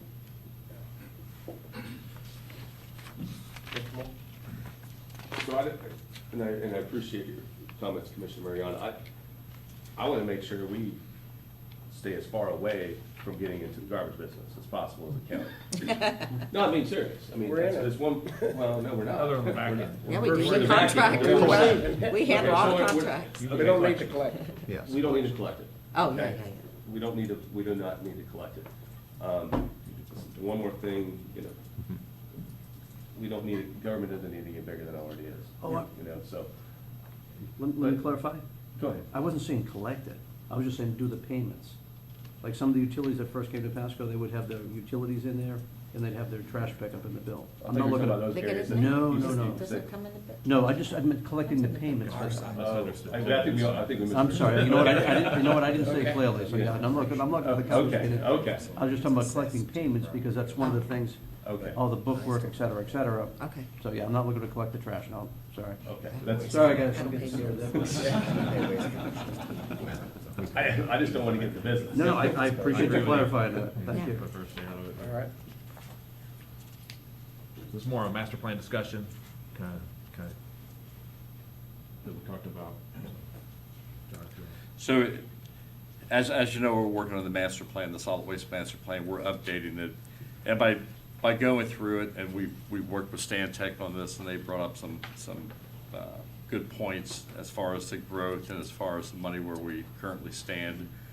And the waste energy plant right now is at capacity. We're pretty much maxed out about 340, 343,000 ton per year. And the rest of that materials, and it's kind of strange. We saw in 1 year an 18% increase in garbage. Well, we're projecting a 6% to level out, but by 2020, we're gonna be at a stage right now, if we do nothing, we keep going down the path we are without expanding, we're gonna be building an additional 20-acre cell every 4 acres. And each cell's about, well, we look at a 10-acre cell, but each cell's anywhere from $12 to $15 million, so we have 10 cells left. So our investment to build out at that rate is gonna be about $150 million. Or look at the expansion at 190, and we have some numbers that show that, as we get farther down in the presentation, that we can offset the cost quite a bit by, putting some money on it and some bonding. But right now, we're looking at the projection that we pretty much need, if we're gonna start moving forward with an expansion, we need to start looking at starting that right now, the process. We're looking at anywhere from a 4 to 5 year process. And maybe the fact it's not a greenfield, that we're starting fresh and that we're just adding on. Permitting should be much easier, so that time frame may shorten up. But if you look through the projection here on this next one, you can look at the growth. The red is everything above capacity. So by 2026, it'd be imperative that we have that unit up and running. And I have met with all the commissioners, and there was a few that had mentioned about if we do it prior to that. Actually, Pasco County, when they first built the existing, they did that. They actually built it when it was at 70, I think it was 74%.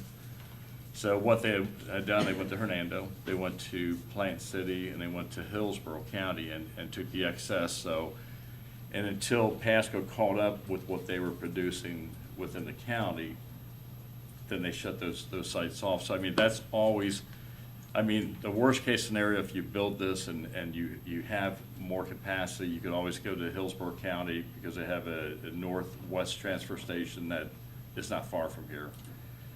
But again, the planning of it should begin if the direction is to move forward to continue being a waste energy county. This is our projection here. If not, we're gonna be landfilling.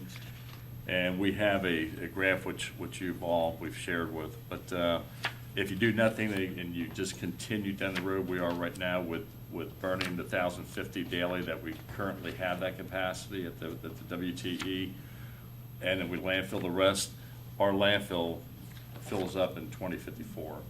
I know that sounds like it's a long ways down, but, you know, it's here before you know it. Then after that fills up, I'm not sure what you do at this time. Now, we've also looked, you know, we've had a contract out of county, we utilize that as well. And we had that for years. It was in place a long time ago.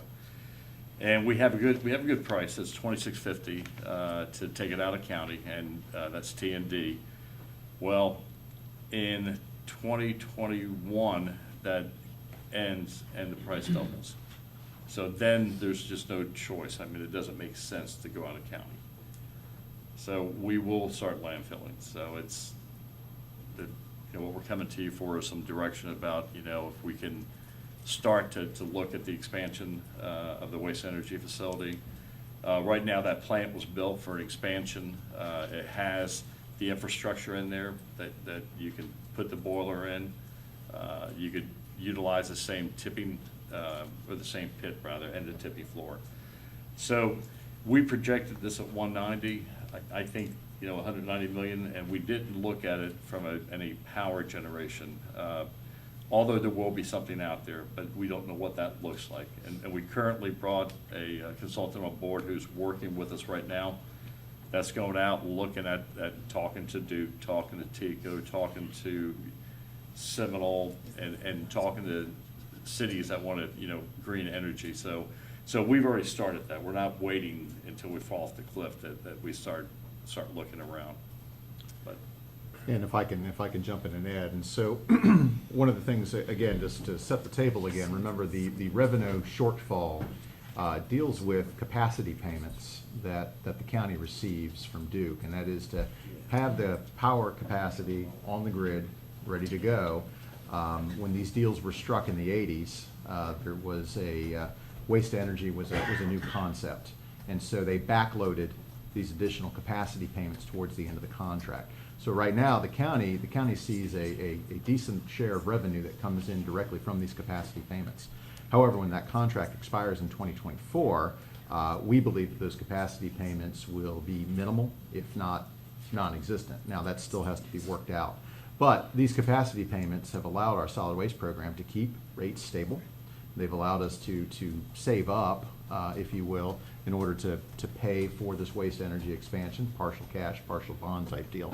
And so we utilized our consultants, Stantec, to come in and do some revenue sufficiency analysis on the solid waste program and kind of look at this this financial challenge that we're going to see in the future. And by that, I'm talking these capacity payments. And so we looked at essentially three alternatives that we'd like to get some feedback from the board on. And the first is, let's keep rates fixed. Let's not expand the waste energy plant. In other words, that is a true do-nothing option. I would tell you that by 2029, we deplete our reserves, and it's completely unstable financially.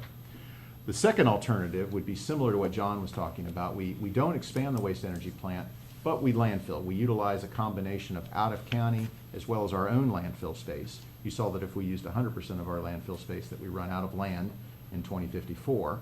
Again, we would have to do something different at that point in time.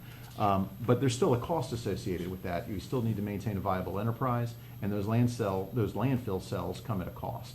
And so you would look at about a $6 per ERU increase over the next 7 years in order to keep the solid waste utility financially viable.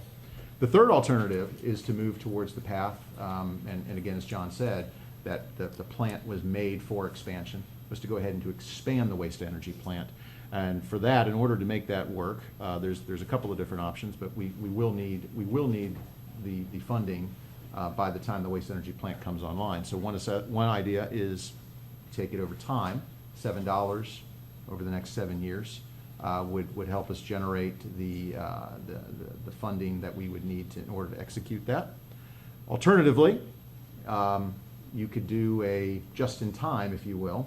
That would result in a much higher rate increase in 2025 and 2026. All at the end of the day, it's about the funding and having the cash in there to build the reserves, to be able to fund the debt. And I think right now, I think that the target plan is is about 100 to 120 million in cash to pay for the waste energy expansion, with the balance, about 70 million, to go into debt. That keeps our debt service levels normal and will help us keep the fund stable over the next course of a few years. Mr. Powers, the plant's already set up for taking what, one more or two more burners? One more. One So more. the plant was built, right now we currently have 350 ton per day. And that's based upon a heating value of 48, and so you get the complexity of that. So what we are proposing to do is add, because it had a fourth chute or a fourth area that you can construct it, instead of putting another 350 in there, because you're pretty much within years right back here again. So we're looking at 600 ton per day, and that would take us out, that would take us out many years before. I mean, right now, this plant's been operational since 1991, and we're just now addressing the issue, so. Right. But you would expand more than that? I mean, you'd build for more burners than one? Is that We what you're would add saying? another boiler to the existing building, the existing structure. So we wouldn't have another standalone. It would just, all we're doing is just adding on to what we have. Yeah, You could utilize the same crane system, the tipping area, the pit and everything else. So you may have to expand the cooling tower, you put another turbine generator in it. So, I mean, there are some things you'd have to add, but the structure itself, no. right, okay. Chairman. Mr. Wells? And not picking Mr. Carball, I know you just got there, but you talked about fixed rate, keeping it fixed. It's actually not fixed. We approved the 2% increase annually for this number, which again hasn't happened since we approved it 2 or 3 years ago. The 3%. So I'm just throwing it out there. It's $1.30 a year that we approved that for some reason is not happening. So again, I know you just got there, and thank you, John, but just. Is that an automatic? The board needs to know that, yes, sir. Why didn't I we, was not if we here when that approved it, happened, so why didn't we do that? Somebody stopped. We'll have to get back. I don't know We'll the get answer to that. I just want to make sure the board understands that. So we've Yeah. already approved a 2% increase. What would that amount to, that 2%? I believe it was a 2.9% increase over 15 years. It was. Something to that effect. However, again, that was a few years back, so this new analysis that we're looking at, Yeah. I'm not quite certain that that's really sufficient at this point. I can't answer for you the We're asking questions. for the $7 on top of the 2%. No, we are not, No. But I mean, the board needs to we need to understand. that. So to be clear, the $7 would be, the current assessment right now is $65 per ERU. Yeah. We would look to increase that assessment annually at $7 for 7 years. Yeah. Correct. So, but if you look back, if we'd have done that, I don't know how much difference that would have been. We would already been recovering some of this money that we're gonna need for that $190 million charge. We'll have to get you the answer. It's almost $2 a Okay, year. but that's all I right. don't know the answer to that. Yeah. Okay, Mr. Chairman, yes, Mr. Mayor. a couple of questions. The capacity payments, what do we get currently right now per year? So right now, we're at $88 a megawatt. We export it depends how much we use in-house, but typically it's around about 25, 27 megawatts. This past year, we did $27 million in revenue for off the electrical. Every year, we get a 6% increase on that capacity up to 2024, and 2024 will be at $119.30 per megawatt. So it's substantial, and that capacity was factored in also, not the fact that we'd failed, but they used that whole thing based upon coal, what the avoided charge would be that it would take a utility to build and offset what we're generating. So right now, coal isn't the comparable, it's natural gas, so that's what we're fighting right now. So dollar is what I'm looking for, a dollar total, what would it generate? I have per- Justin Grant here from our fiscal group. He can give you the numbers. Sure. Capacity fees in 2019 come in at 23.8 million. And they've been pretty steady for the past 6, 7 years? They continue to escalate every Real year. close So, to so in accordance with what John was talking about, it continues to escalate. So if you look at, give you a quick picture, in 2017, there were 21 million, go up to 22.4, then in 2019, you're at 23.8. And so basically, just like John's kind of talking about, you're going to the top of the mountain until you fall off. Okay. Now, when we fall off, are we still gonna get some money for the energy we generate? We'll get the electrical generation, but it's a very, it's nominal, it's not, so right now, capacity is 88% of our revenue, thereabouts, and that gets bigger as you go on. Of your, So- of your power revenue. Right, of your power revenue. Okay. And the companies nowadays, they have no, there's no like federal or regulations where they get benefit having capacity for the grid. Is that an incentive that was there that's gone away? So industry's been fighting this for a long time. I think we have a good opportunity to push from a county perspective, which we are looking to do, to see if we can get help in that direction. To get them a benefit to use, Well, I mean, to actually look at us as green energy, give us a little, a little bit more credit, actually give us more money for what we're generating. I agree with that. The dollars that we would get after 2024, it drops down as like, it's about a third of what the retail would be for the energy cost, but it would get full percent back. We have in here that you lose, I think it's 96% of what our revenues are after 2024. So we're getting like 6%? Is what we get after the fact? 3.5. Because Yeah, because of the energy we generate. Right. Yes. Right. All right, and that's based upon, is it like 1/3 of what the retail market is for energy? Or is it, So we're Is the getting, what is baseline? it, 3 cents? we get like 3 I cents? think it's 3 cents right now is what we're getting generation, All right, and the Nine. retail number's like 9. or 12 in some cases. Okay, so somewhere at least between 9 and 12, at least we should get the full retail of what we create, such as some people do with renewables that they do for their own homes. At a minimum of an argument, it's something we could look at. So I think we have a lot of these things on the, Right, we're a wholesaler. Yeah, we're a wholesaler. Not a retail rate. retail rate. Well, if we're using through the county with all our buildings all over the place, and we're gonna have an energy bill. internally. Yeah, correct, so we just get a credit back from it, it's not gonna. correct. Put it back into the grid, let me If get you my net- meter if you back. Net meter it. Net meter. If I net meter it out. Or So if- at a minimum, that's something we should be fighting for. And I think there's like 11 other plants, or 11 other counties, Yes. between the cities, et cetera. So there's other things out there too that we're talking with our consultant about is that, and there was an approach on the table, I'm not sure how many years back it was, but let's get a percent of what you generate from the power company. Like if they sell 12 cents a kilowatt, that you get 70% of that, if that's what you're generating. I mean, there's a lot of ideas out there, it's just that, I think the county pushing its industry, I think you get a lot more bang for your buck and they listen to you. So that's the approach that we're starting to put together, is work with other communities and push it forward. I mean, I think on a chart you showed me preliminary results, it shows the other counties are involved. It's Miami-Dade, City of Tampa, Pinellas County, St. Lucie County, Lake County, Lee County, Hillsborough County, and Palm Beach County all have these plants, and they all struggle with the same thing, and are being affected just like we're going to be. Well, Miami Some is are- already Some there. are already, yes. So I think we really need to focus this. I've actually worked with the Florida Association of Counties to take a stand to push this forward, but because it's only this small segment, it's not an issue they're gonna go fight with. But it is something, I think, between all of us in this chart, that we need to all get together and go fight Tallahassee, federally, whatever it is, to go try to help us with the situation. I think it's something the nation should be doing, number one. I mean, burning trash is supposed to, landfilling makes a lot more sense, creating energy is supposed to be a good thing, so I think there could be some momentum for it, but maybe it takes us being the leader to unite everybody to go kind of fight this forward. like I would direct staff to write a letter and let's send it out to everyone who has one to see if we want to get something started. Excellent idea. Well, one more question I didn't hear, I know we discussed it.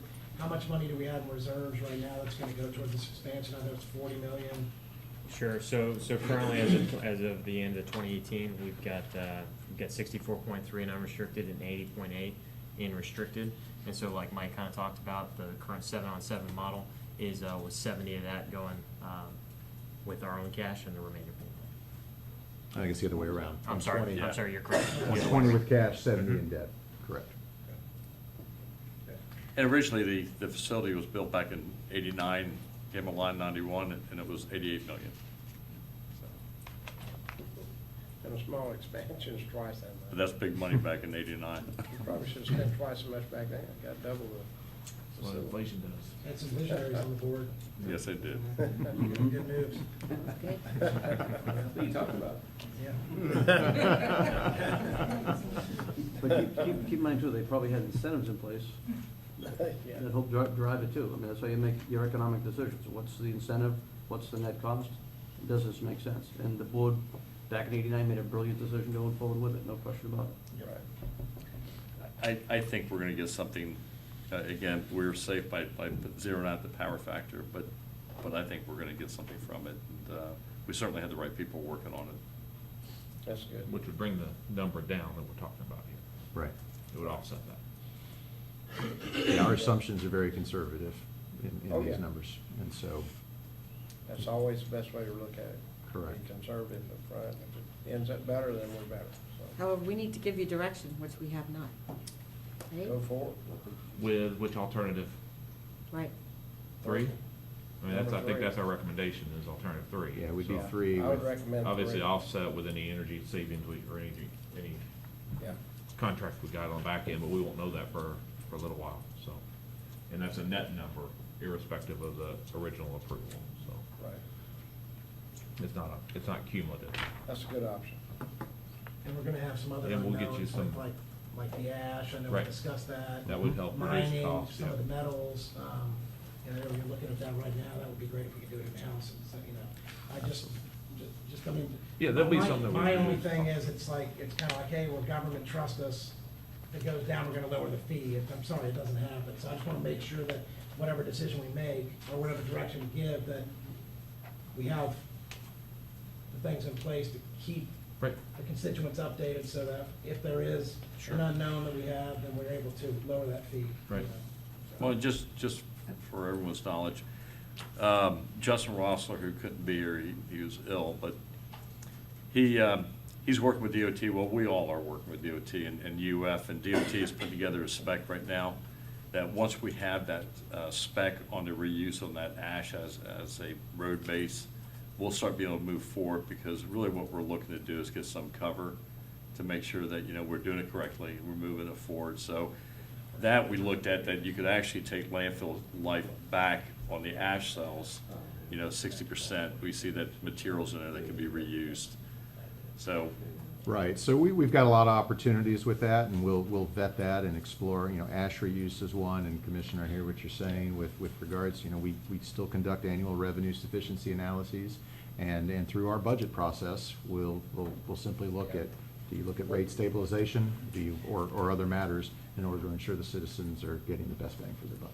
When will we get the answer on the ash? Because we've got a lot of people we need to be doing our. Well, that's a team effort within infrastructure, so Yeah. we do need to discuss with Public Works, Okay. County Engineering, and Solid Waste to make sure that we're all in alignment. But keep in mind, most of the paving we do, we're not messing really With mu- base. with the base.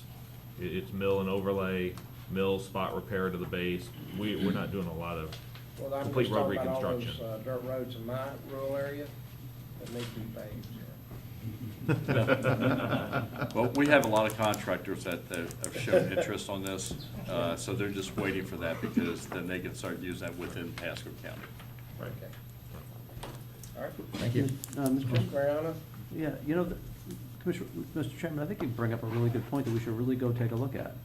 Is maybe we should go find some of these roads, and even if we don't really think we want to pave them, let's say now, or there's some resistance, maybe if we can take away that base cost and use this in there, and Be kind of an cheaper. incentive for us, because I tell you, how many millions of dollars we spend every cell?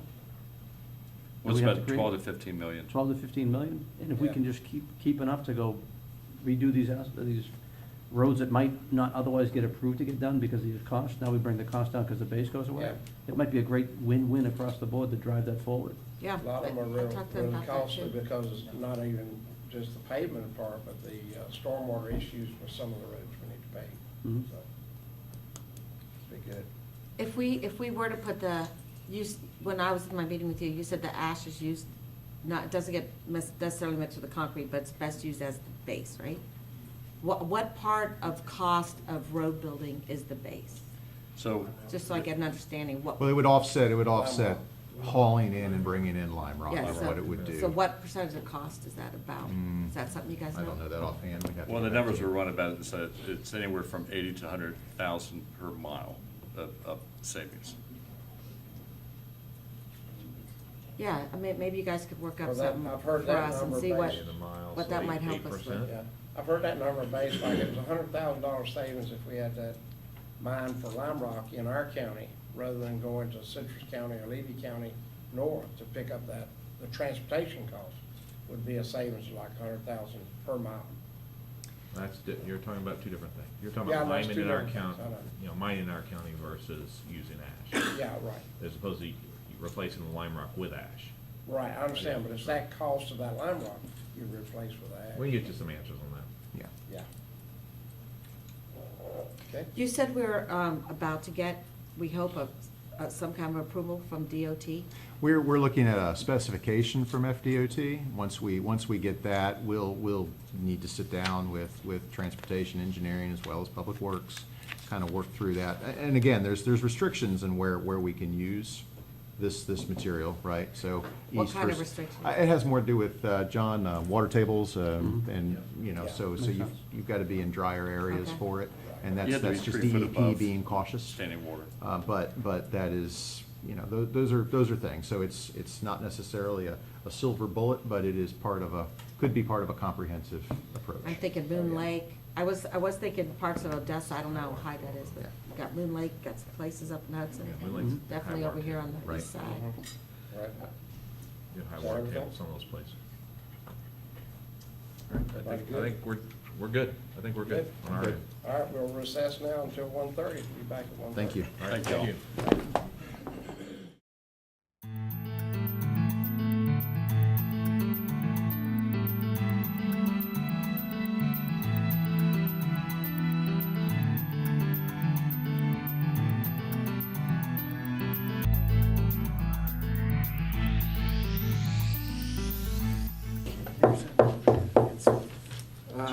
I'd like to take and welcome everybody for the afternoon session.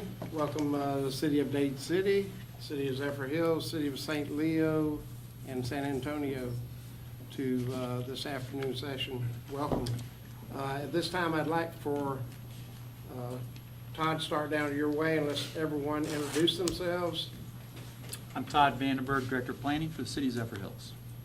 Ken Burgess, City Council, City of Zephyr Hills. Lance Smith, City Council, City of Zephyr Hills. Billy Poe, Deputy Manager, Zephyr Hills. Steve Spinner, City Manager, Zephyr Hills. Catherine Starkey, Pasco County. Jeff Steinsnyder, County Attorney, Pasco County. Ron Oakley, District 1 Commissioner. Paula O'Neill, Clerk and Controller, Pasco County. Like more now.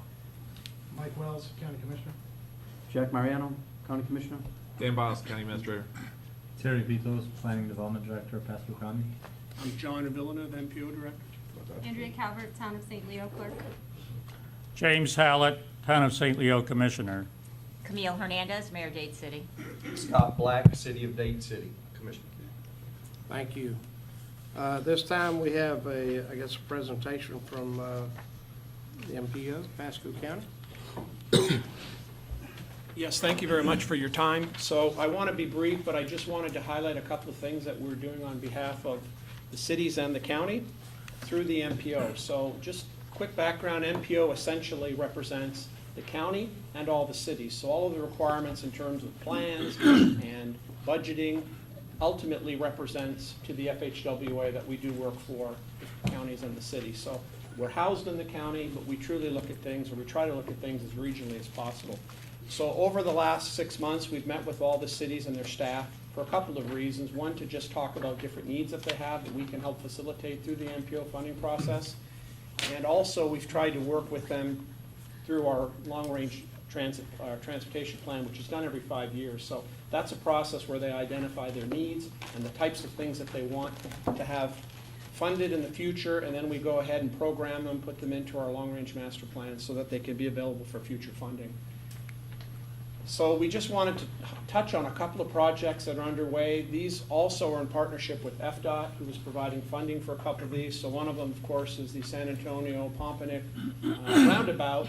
So essentially, we're at a stage where it's been programmed for funding. Some design has been undertaken. We did meet with San Antonio last year and some public just to discuss some concepts. So we're just kind of sharing with you, if you know where the location is. This is something that will really assist in facilitating safety and more maneuverability. So this is something that should be underway very soon. Another project on your agenda is the Dade City Morningside Drive Extension. This is something that the mayor has asked us to look into as part of our ongoing transportation funding projects. And so at this point, the issue is that we need to have what's called the PD&E study, and that can't be undertaken without some funding. So the MPO has reached out to talk to them about putting in what we call a grant. SIGP is the acronym, and essentially it would require some match from FDOT, some match from the city. So we've left that situation with them to decide how they want to proceed. They've already done a study, an alignment study, so that can be reviewed. But ultimately, the goal is to determine how they want to proceed, what funding is available to do the PD&E, and then we can go to the next phases beyond that. So that's something in the works and is one of their priorities. And then the last one that we just wanted to highlight, although my thing is frozen. So we're just showing it on a map in terms of where the Morningside is and where the Dade City projects are. And then the last one is the Zephyr Hills CR 54 from US 301 to 23rd Street.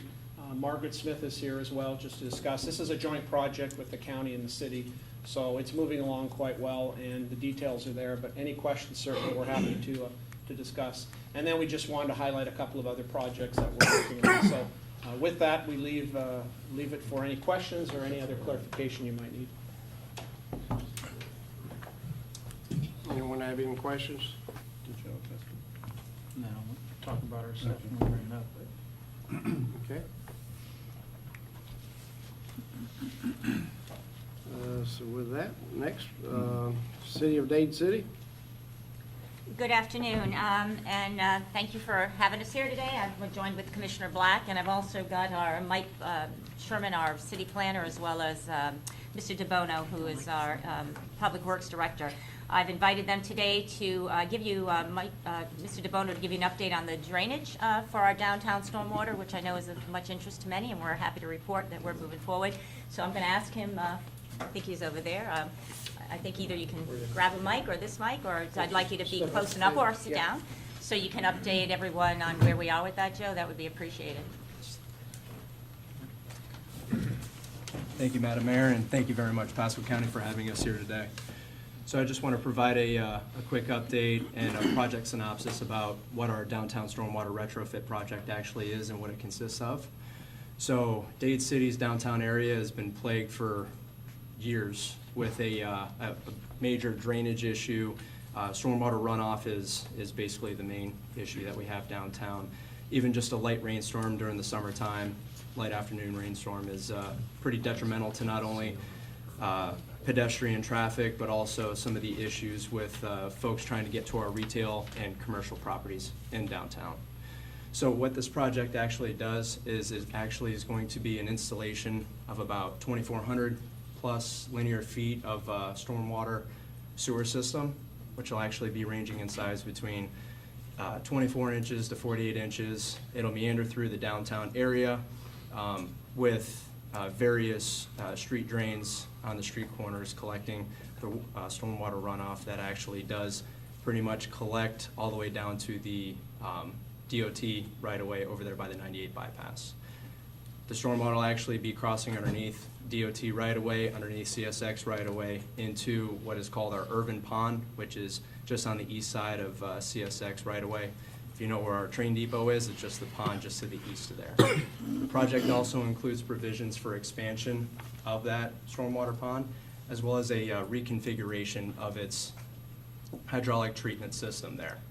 So what it'll do is it'll actually be dredged out in a fashion where it'll meander through, thus dropping out some of the suspended solids and trapping some of the debris that's collected on the roadways, and then increasing its treatment time there, and it'll be ultimately discharged out to the Withlacoochee River, passing underneath Canal Street, just to the east of that pond.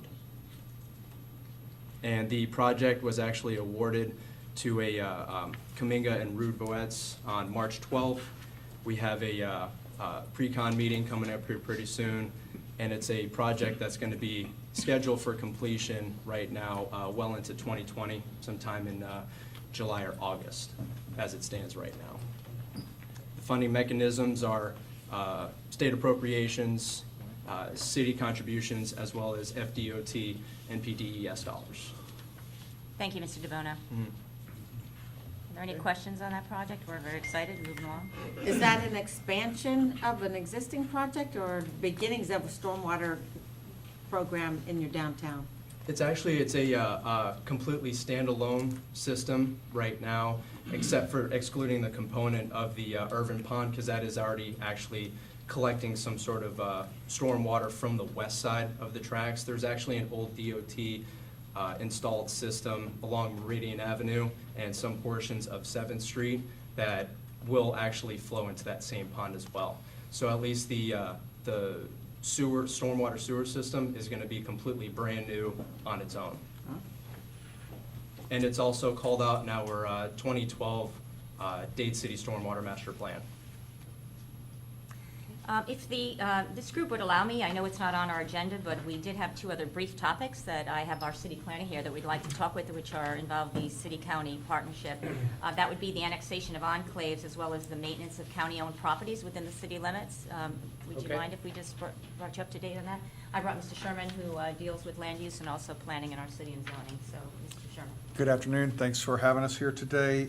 Wanted to comment on the enclave project that the city's been working on.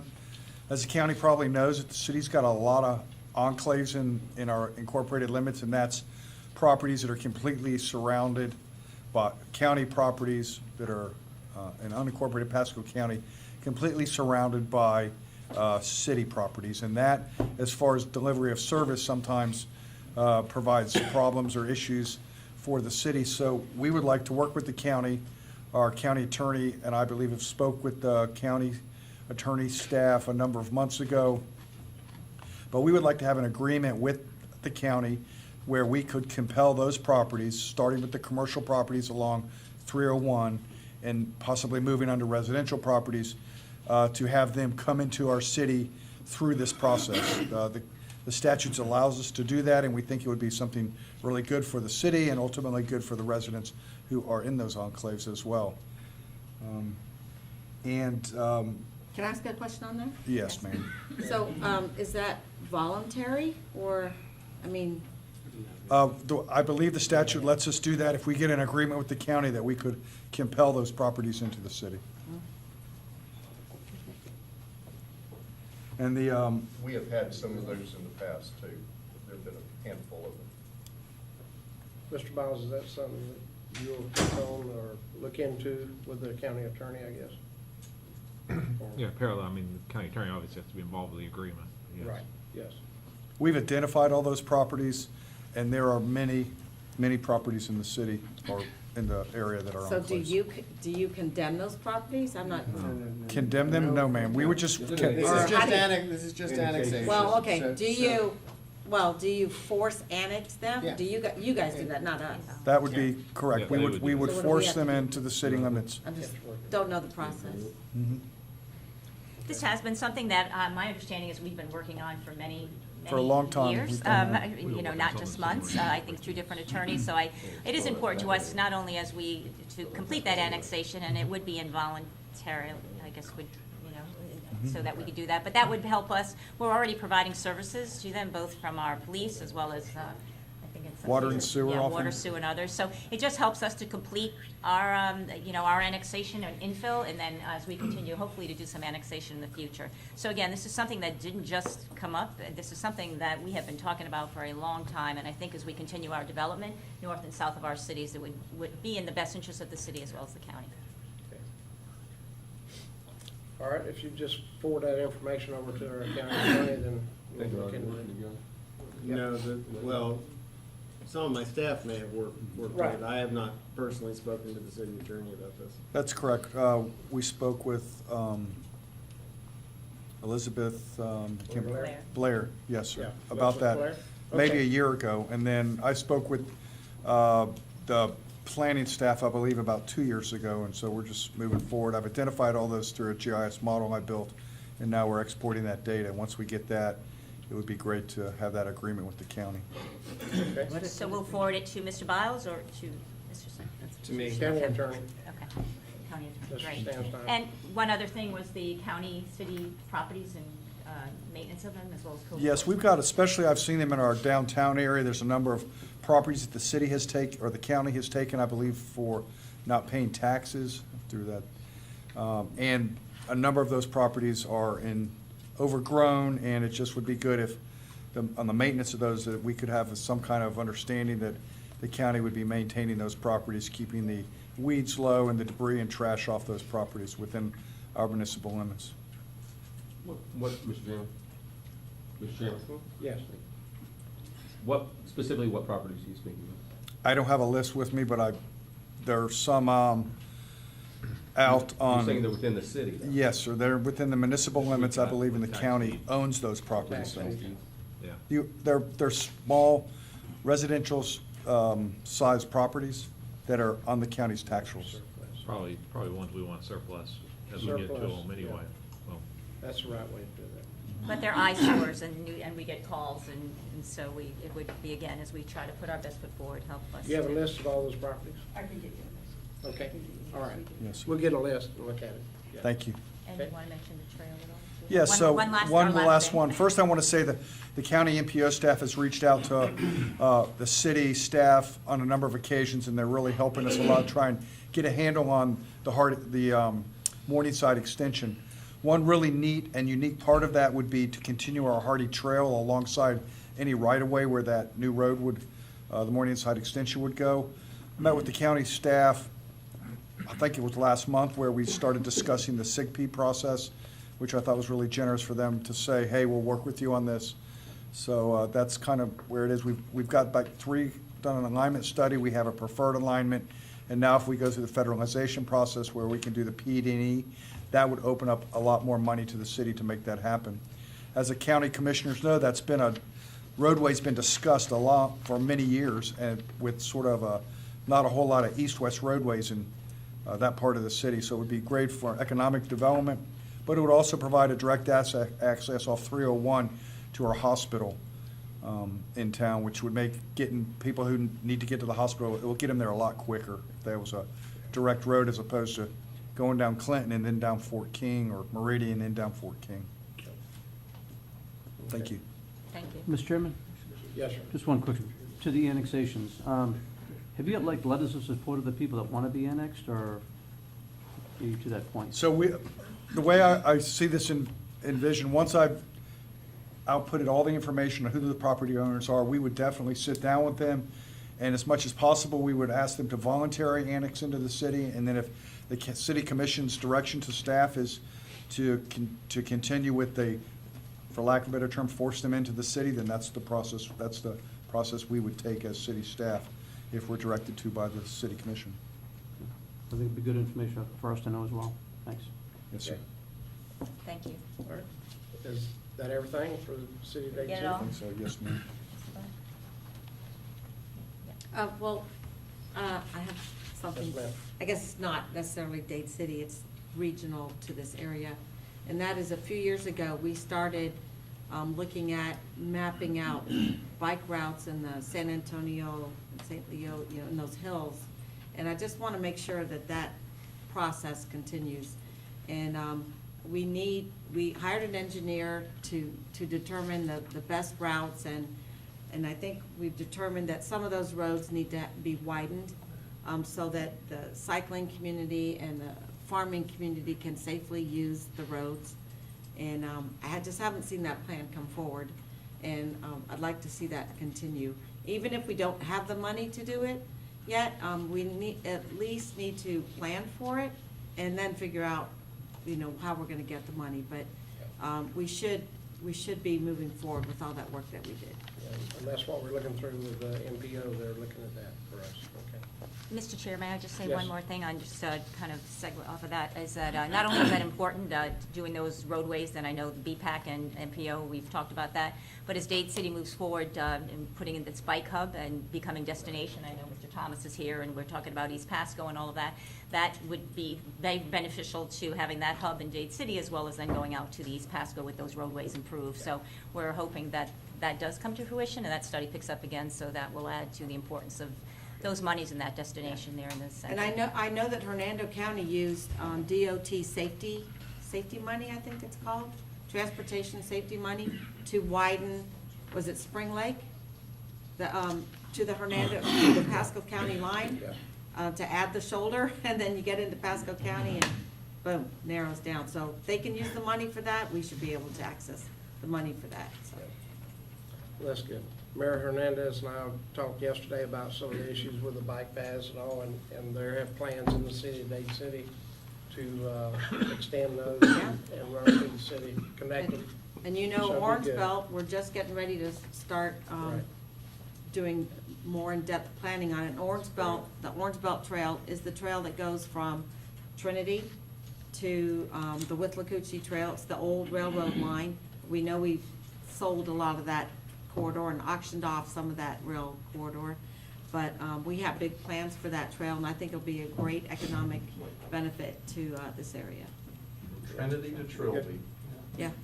And Mr. Chair, as we, and again, Adam Thomas and Let's Play, our new Sports Coast theme, you know, where that East Pasco, we have such unique opportunities here, Zephyr Hills, St. Leo, and Santa Ana, and Dade City.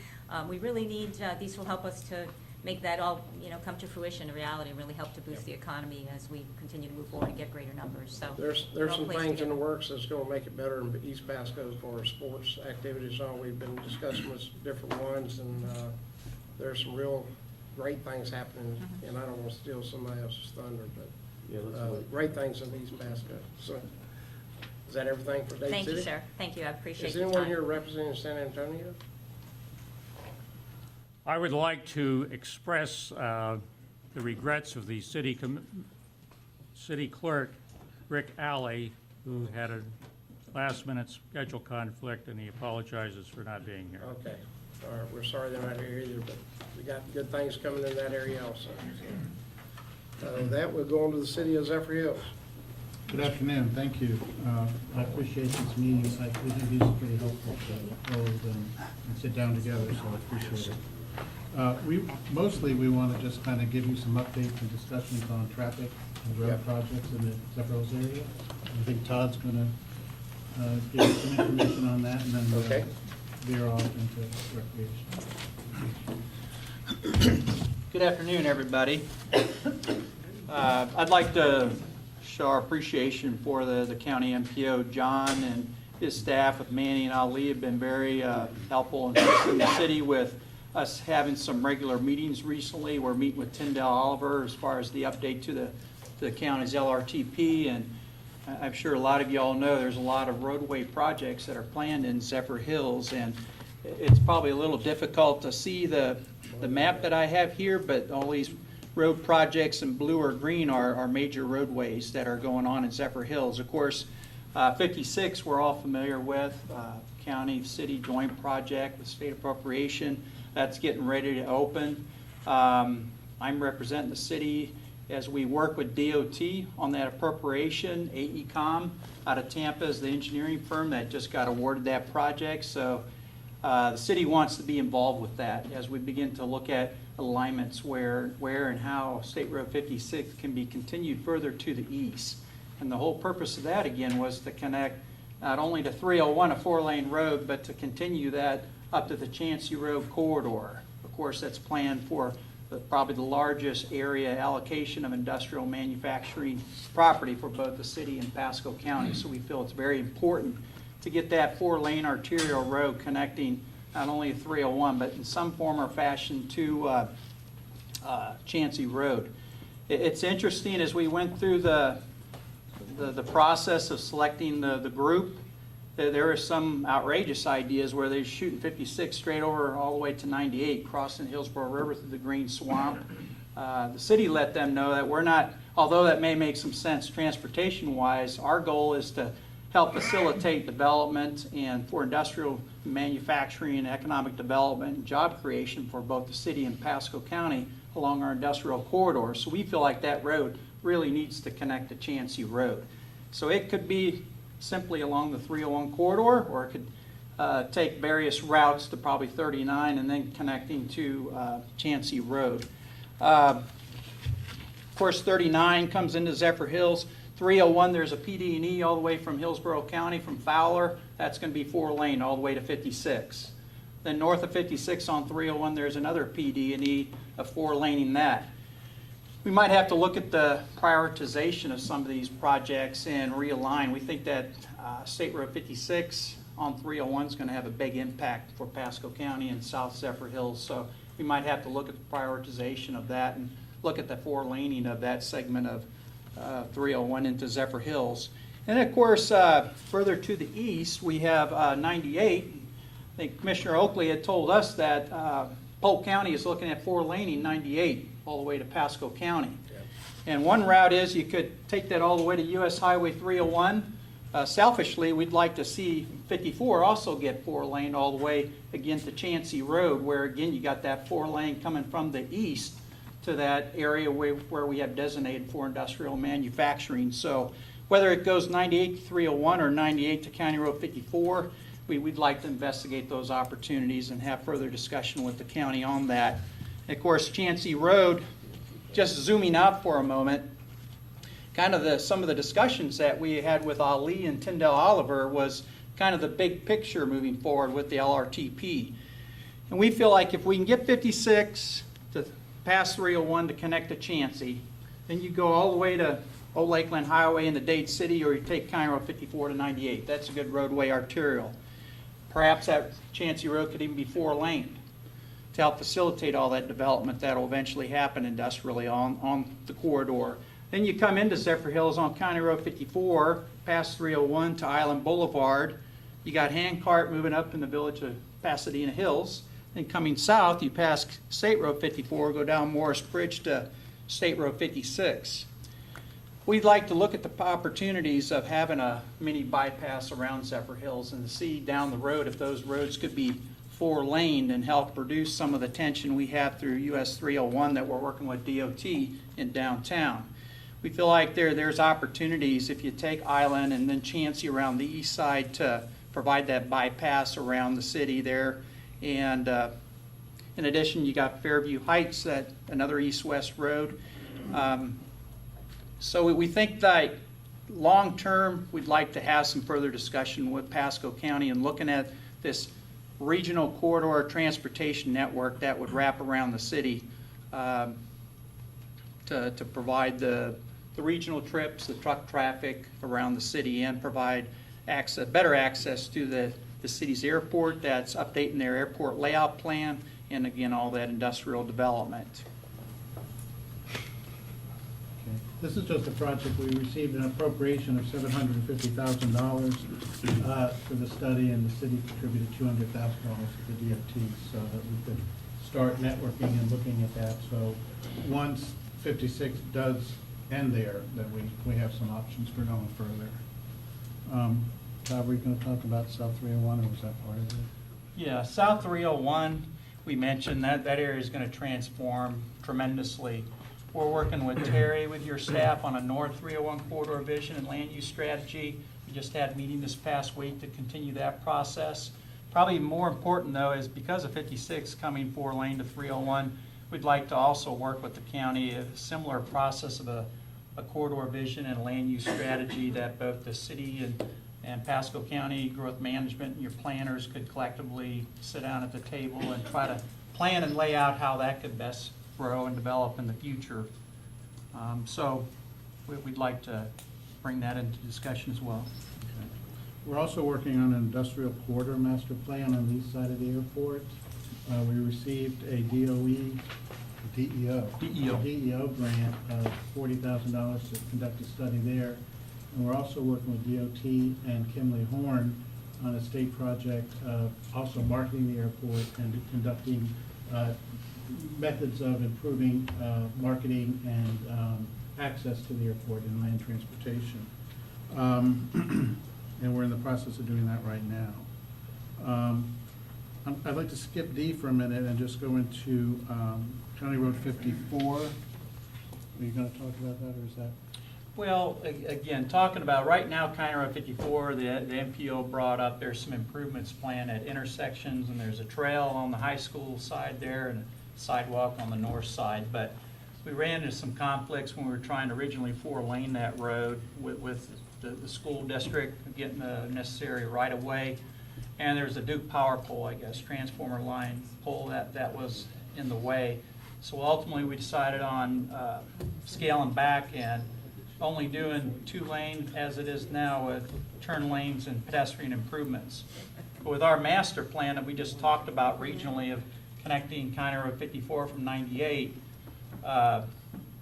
in-house we still talk about it with staff that down the road, whether it's part of this phase that we're finishing the design engineering on right now, or if it's down the road, to continue to look at that 4-laning of that road where you could have some good regional connectivity transportation-wise from 98.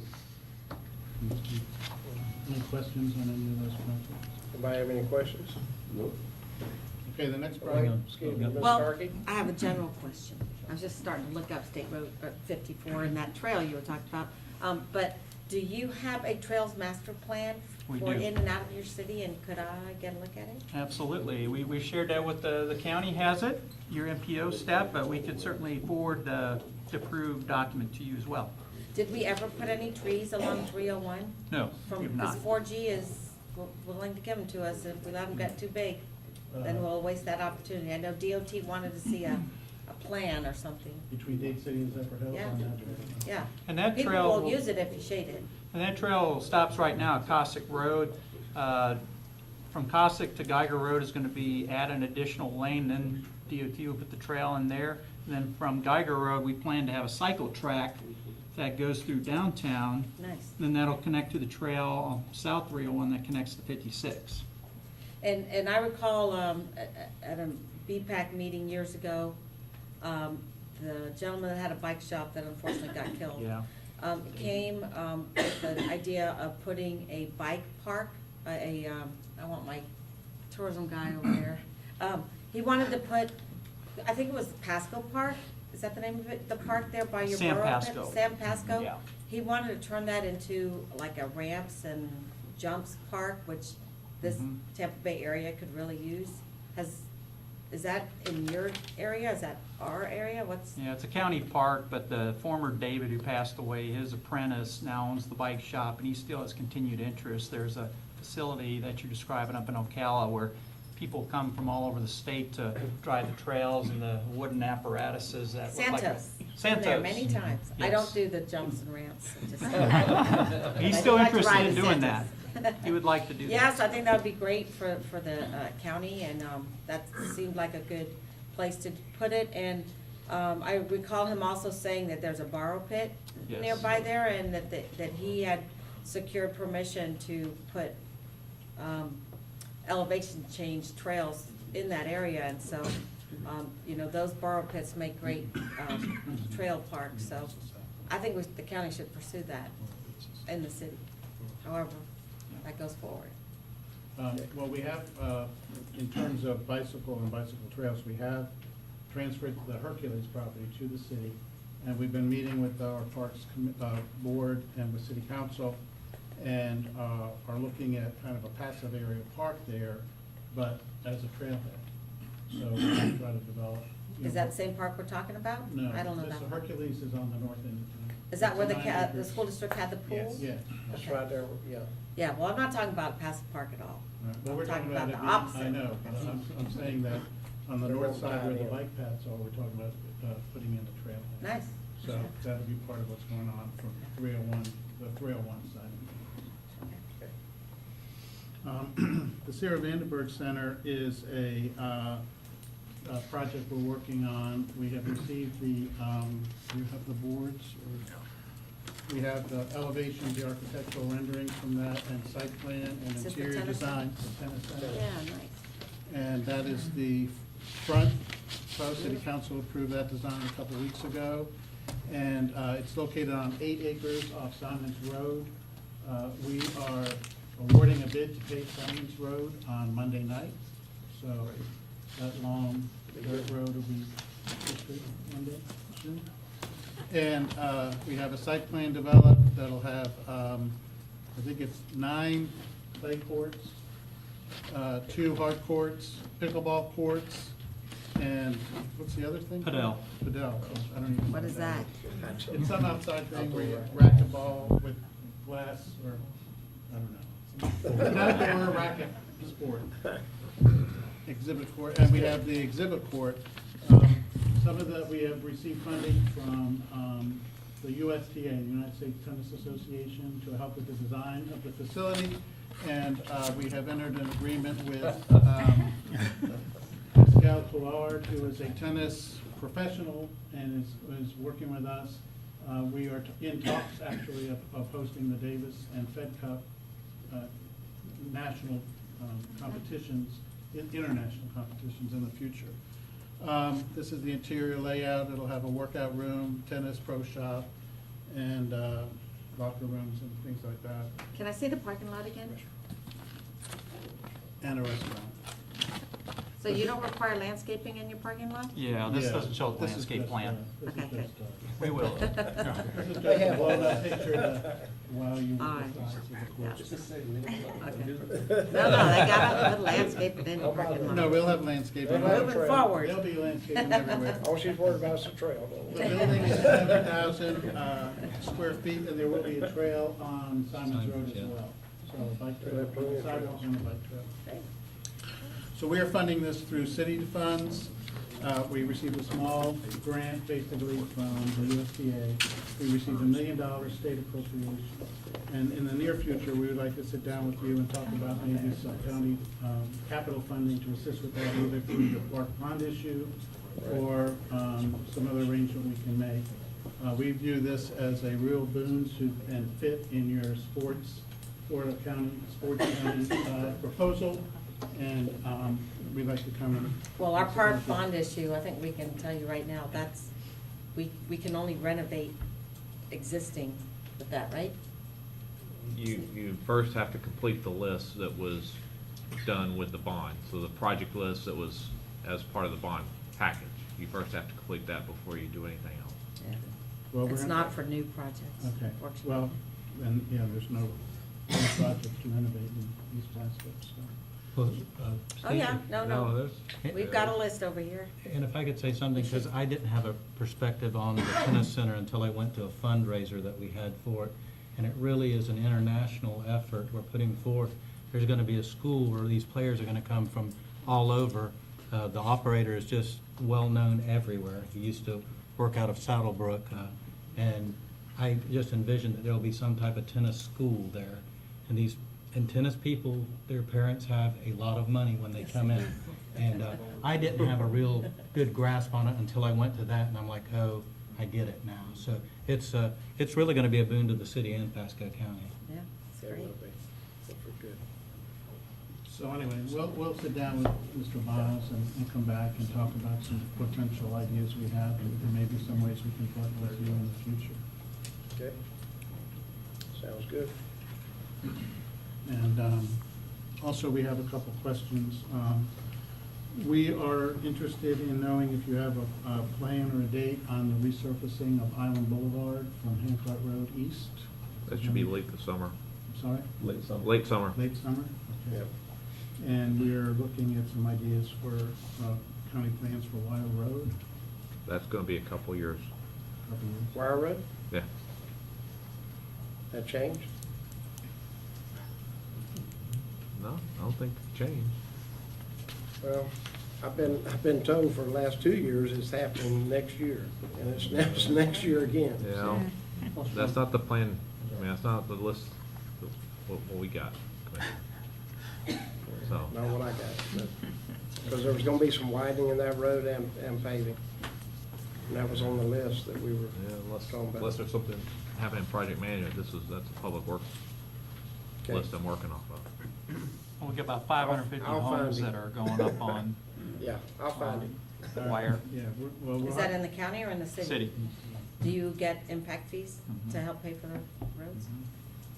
Yeah, and that brings me to pretty much the final issue. We are relocating the traffic signal that's on 301 in front of two shopping centers. That'll be moved to the intersection of 301 and City Pond Road. And we'll be adding a second. I can't see it. Yeah, you can't see that, but I brought some. If you want to share those, give us an idea. And there'll be a second, what's the other medical arts court? Medical arts court, I think? There'll be two lights replacing the one. One will be on the south side by on Medical Arts Drive, the Fort, and the other will be at Pretty Pond and 301. The Medical Arts Court is where the Dairy Queen and their bread are. They'll be cut through to open that to provide access to the shopping center. It's kind of a bone of contention with some of the property owners. We are 60 to 90% completed with the design and engineering. It's about a $1.6 million job. We're doing it in conjunction with, we're primarily paying most of it.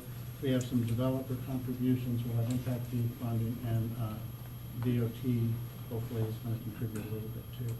So that should be done within the next 8 months, 9 months. So that'll be a major Done change. as put in? Yes. Oh, good. So that'll be the major change in some of the traffic design and better suit with the major intersections that go across At Crossroads. the crossroads and provide better access. We have two reverse frontage roads, but that's a benefit too as well. And the last thing we have is we just wanted to bring up that about 5 years ago, the county changed its formula for gas tax sharing. And if you're interested in reviewing that sometime when you're doing the budget, we'd be interested in sitting down and hearing about that as well. Just a thought. Can I ask you a question looking at this map? So what are your rules for landscaping and parking lots? You get, every 10 spaces, you have to have a landscape Oh, like us? Okay, so these are older ones? Oh, yeah, those are. And do you have? 1992 is a very old one. So we have a rule that I hope we strengthen, that if they spend so much for modeling, then they have to bring their parking lots into conformity. So I don't know if you guys have that, but we're trying to get rid of these, and I would think you guys are too. Yeah, they're big eyesores. Okay. Okay. That's everything? Any questions? Seeing none?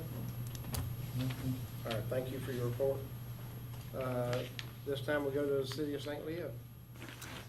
Well, thank you. I'm here on behalf of the town of St. Leo and, of course, Mayor Christmas.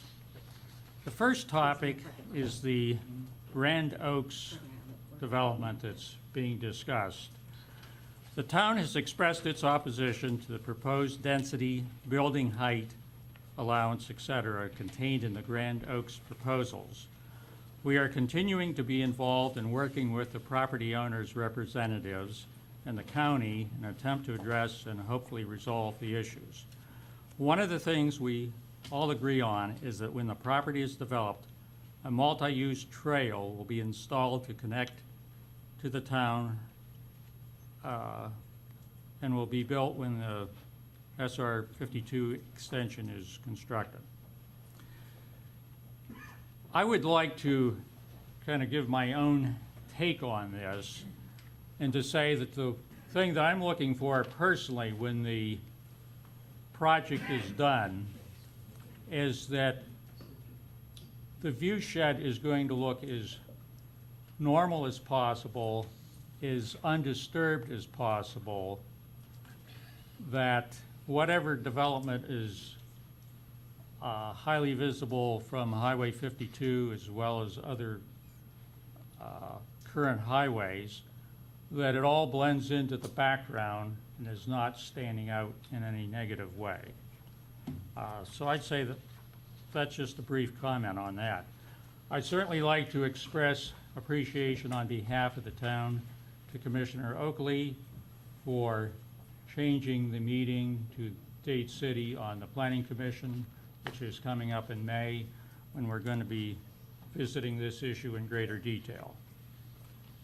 I'd like to move on to the topic of electric vehicle charging stations and say that this is a topic that's new to me in recent months. 2 months ago when we had a MAP meeting, the mayor of Newport, Richie, casually mentioned the topic to me. I became curious as to what we have in the way of charging stations in East Pasco. I've gone on the U.S. Department of Energy website, and based on that, I'd say that in East Pasco, we're a little behind the curve in doing our part to develop a national network for EV charging stations. So my questions are along the lines of, is there anyone currently planning to improve EV stations availability in East Pasco? Who's interested in, advancing this? It's my plan to speak to St. Leo University. I think they may be very receptive to installing charging stations in the existing university parking deck as well as the new facilities that they plan to build on campus. I think in in both Zephyr Hills and Dade City, I encourage both of you to take this into consideration as you're looking at major development. Well, I think that's a brilliant comment, and I wonder, do we have any rules for our own buildings? Do we put in X amount of EV stations in all the buildings that we do? No, ma'am. We do have some at the IT data center, and that was part of the LEED Yes. certification process, so there are some out there. We should be putting those in, I think. The school district We are- puts them we in are- their new schools. We are investigating the possibility of adding them in other locations. Yeah. And that's, facilities is working on that right now, but that's, Some banks have. But I think we should be participating in that, for sure. Right. Mr. Chairman? Mr. Moore? Thank you. So, sir, since you're working with St. Leo, I would suggest you or whomever reach out to like Tesla, for example, themselves. They have been known to install them themselves Okay. in certain areas. Obviously, you're gonna look at, you're gonna have to look at, you're gonna have to look at like more of the demographics though, how many, vehicles do they have in the area. Right. But they have been known to do that. Obviously, something you can get for nothing is better than paying for something, isn't it? Right. So, but that'd be my suggestion to you. Reach out to those guys first, or have somebody reach out to that company. Okay. And see if they'd be willing, especially if it's in a university, they might be more apt to do that versus for government. Very good. I think we'd be smart to put them in too. We have them in Zephyr Hills, we got one at City Hall, and then Walmart was proposing a major expansion. So we got them to upgrade the landscaping, sidewalks and trails, and we had them put in, I believe it's 4 charging stations. Nice. They paid for it all. Look at grants first before you start sucking your own money out. Okay. Okay. Well, based on what I've heard today, I think the information that's on the Department of Energy website is not entirely up to date, because if the website is indicating none in Zephyr Hills. And Mayor Hernandez has pointed out that there are some in Dade City other than the government center. Any other questions? So I wonder who the keeper of the map is for electronic vehicle charging stations is. Right. I mean, is that a Well, I GIS think, this database is, thing? yeah, I don't know, so it's. Yeah. Try AAA. So there is a Clean Cities Coalition for the Tampa Bay area, and what they're basically doing is keeping an inventory of all the different agencies that do all fuels, electric vehicles, so that's a good starting point. And then utilities would be a good place to contact, because some of them do have incentives and I grants think, for you. yeah, I think we should have a link to that on our website somehow. well, Tesla maintains a GIS database of their own, of the network they know about for the cars that they sell. So, there's a pretty national intensive database that they have that links up with the vehicles as they drive around, so. I don't think anyone here is driving an electric car, they would have spoken up. I'm trying to speak for the one or two people at the county that do have them. My brother-in-law has. But David Goldstein, he drives an electric vehicle. Right. Brother Dennis? Okay. Yeah. I would like to add the comment that I see this as something of a hospitality issue, that if we're going to be attractive to people from a distance visiting East Pasco, it's going to be more attractive to those who have electric vehicles if they can go on a website and find easy access to charging stations. Yeah, I agree. Thank you. And families who drive here from out of town for Right. sporting events or whatever, and they Right. they don't know where to go to charge it up. Might need to look at it at some of the parks. Possibility. All right. I was saying, I think to the largest extent, Tesla's making sure it happens for their vehicles, because it helps them sell their vehicles, so Right. to a large extent, the private economy is taking care of meeting that demand a lot of places. Right. So, Mr. Chairman? That'll happen more and more as we get more it would electric surprise- cars. wouldn't be surprised to see one at one of the exits along 75 soon. I want to hear from our head of tourism. Let's go. Hey. Do what? I was thinking, if Adam's All right. here. I why don't not- think he's prepared, he's not on the agenda, I don't think he No? could be prepared to give a presentation. He wouldn't give a presentation, but he could tell us what's happening in the Yeah, county. go ahead, tell us what's going on, Adam, in your world. Come on up, Adam. Come on up, Adam. Why not? I go through every step. Brother Dennis, I'm assuming you're done with St. Leo? Yes, I am. Okay, thank you. Adam, tell us. Currently, what's we have happening. 105 disabled hockey teams that are in for the USA Disabled Hockey Tournament at the Advent Health Center Ice. They're coming from all over the nation. It's going to generate a large amount of room nights. I don't want to give an estimate or an actual number right now because we still have to get the economic report back at the end of the event. But spent the past 3 days at a Dallas consumer show selling to destinations, selling Skydive City, selling our Blueway and Greenway trails, selling this sports experience for outdoors enthusiasts that are looking for destinations like ours to come and have a memorable experience. So right now we're just working on sports related events that is going to generate a large economic impact for the county. Right. A lot of things you've heard of lately, even in Zephyr Hills area, right? Yes, sir. With soccer. So Yes, sir. We have it can be a big happening right in our area in East Pasco County. So. Yes, sir. We just launched our, obviously everyone knows about the sports brand, but Right.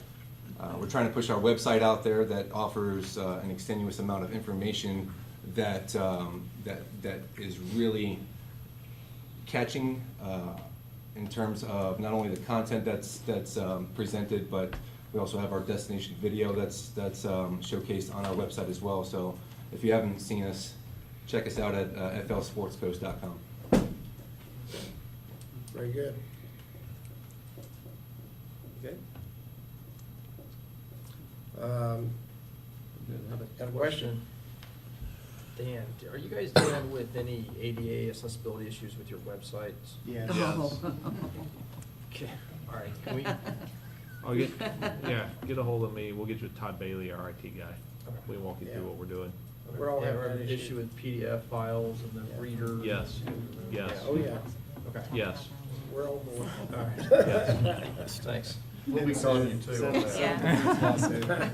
Yeah, we have one. Todd Bailey, Full it's request. T, no, I'm just kidding. You should Get a hold tell of me, I'll the get you little linked up. cities too, I Yeah, mean. get a hold of me, I'll get you I linked think up. all of you should get with our, All of you should anyone get who with our maintains IT a public because we all website. have the same issues.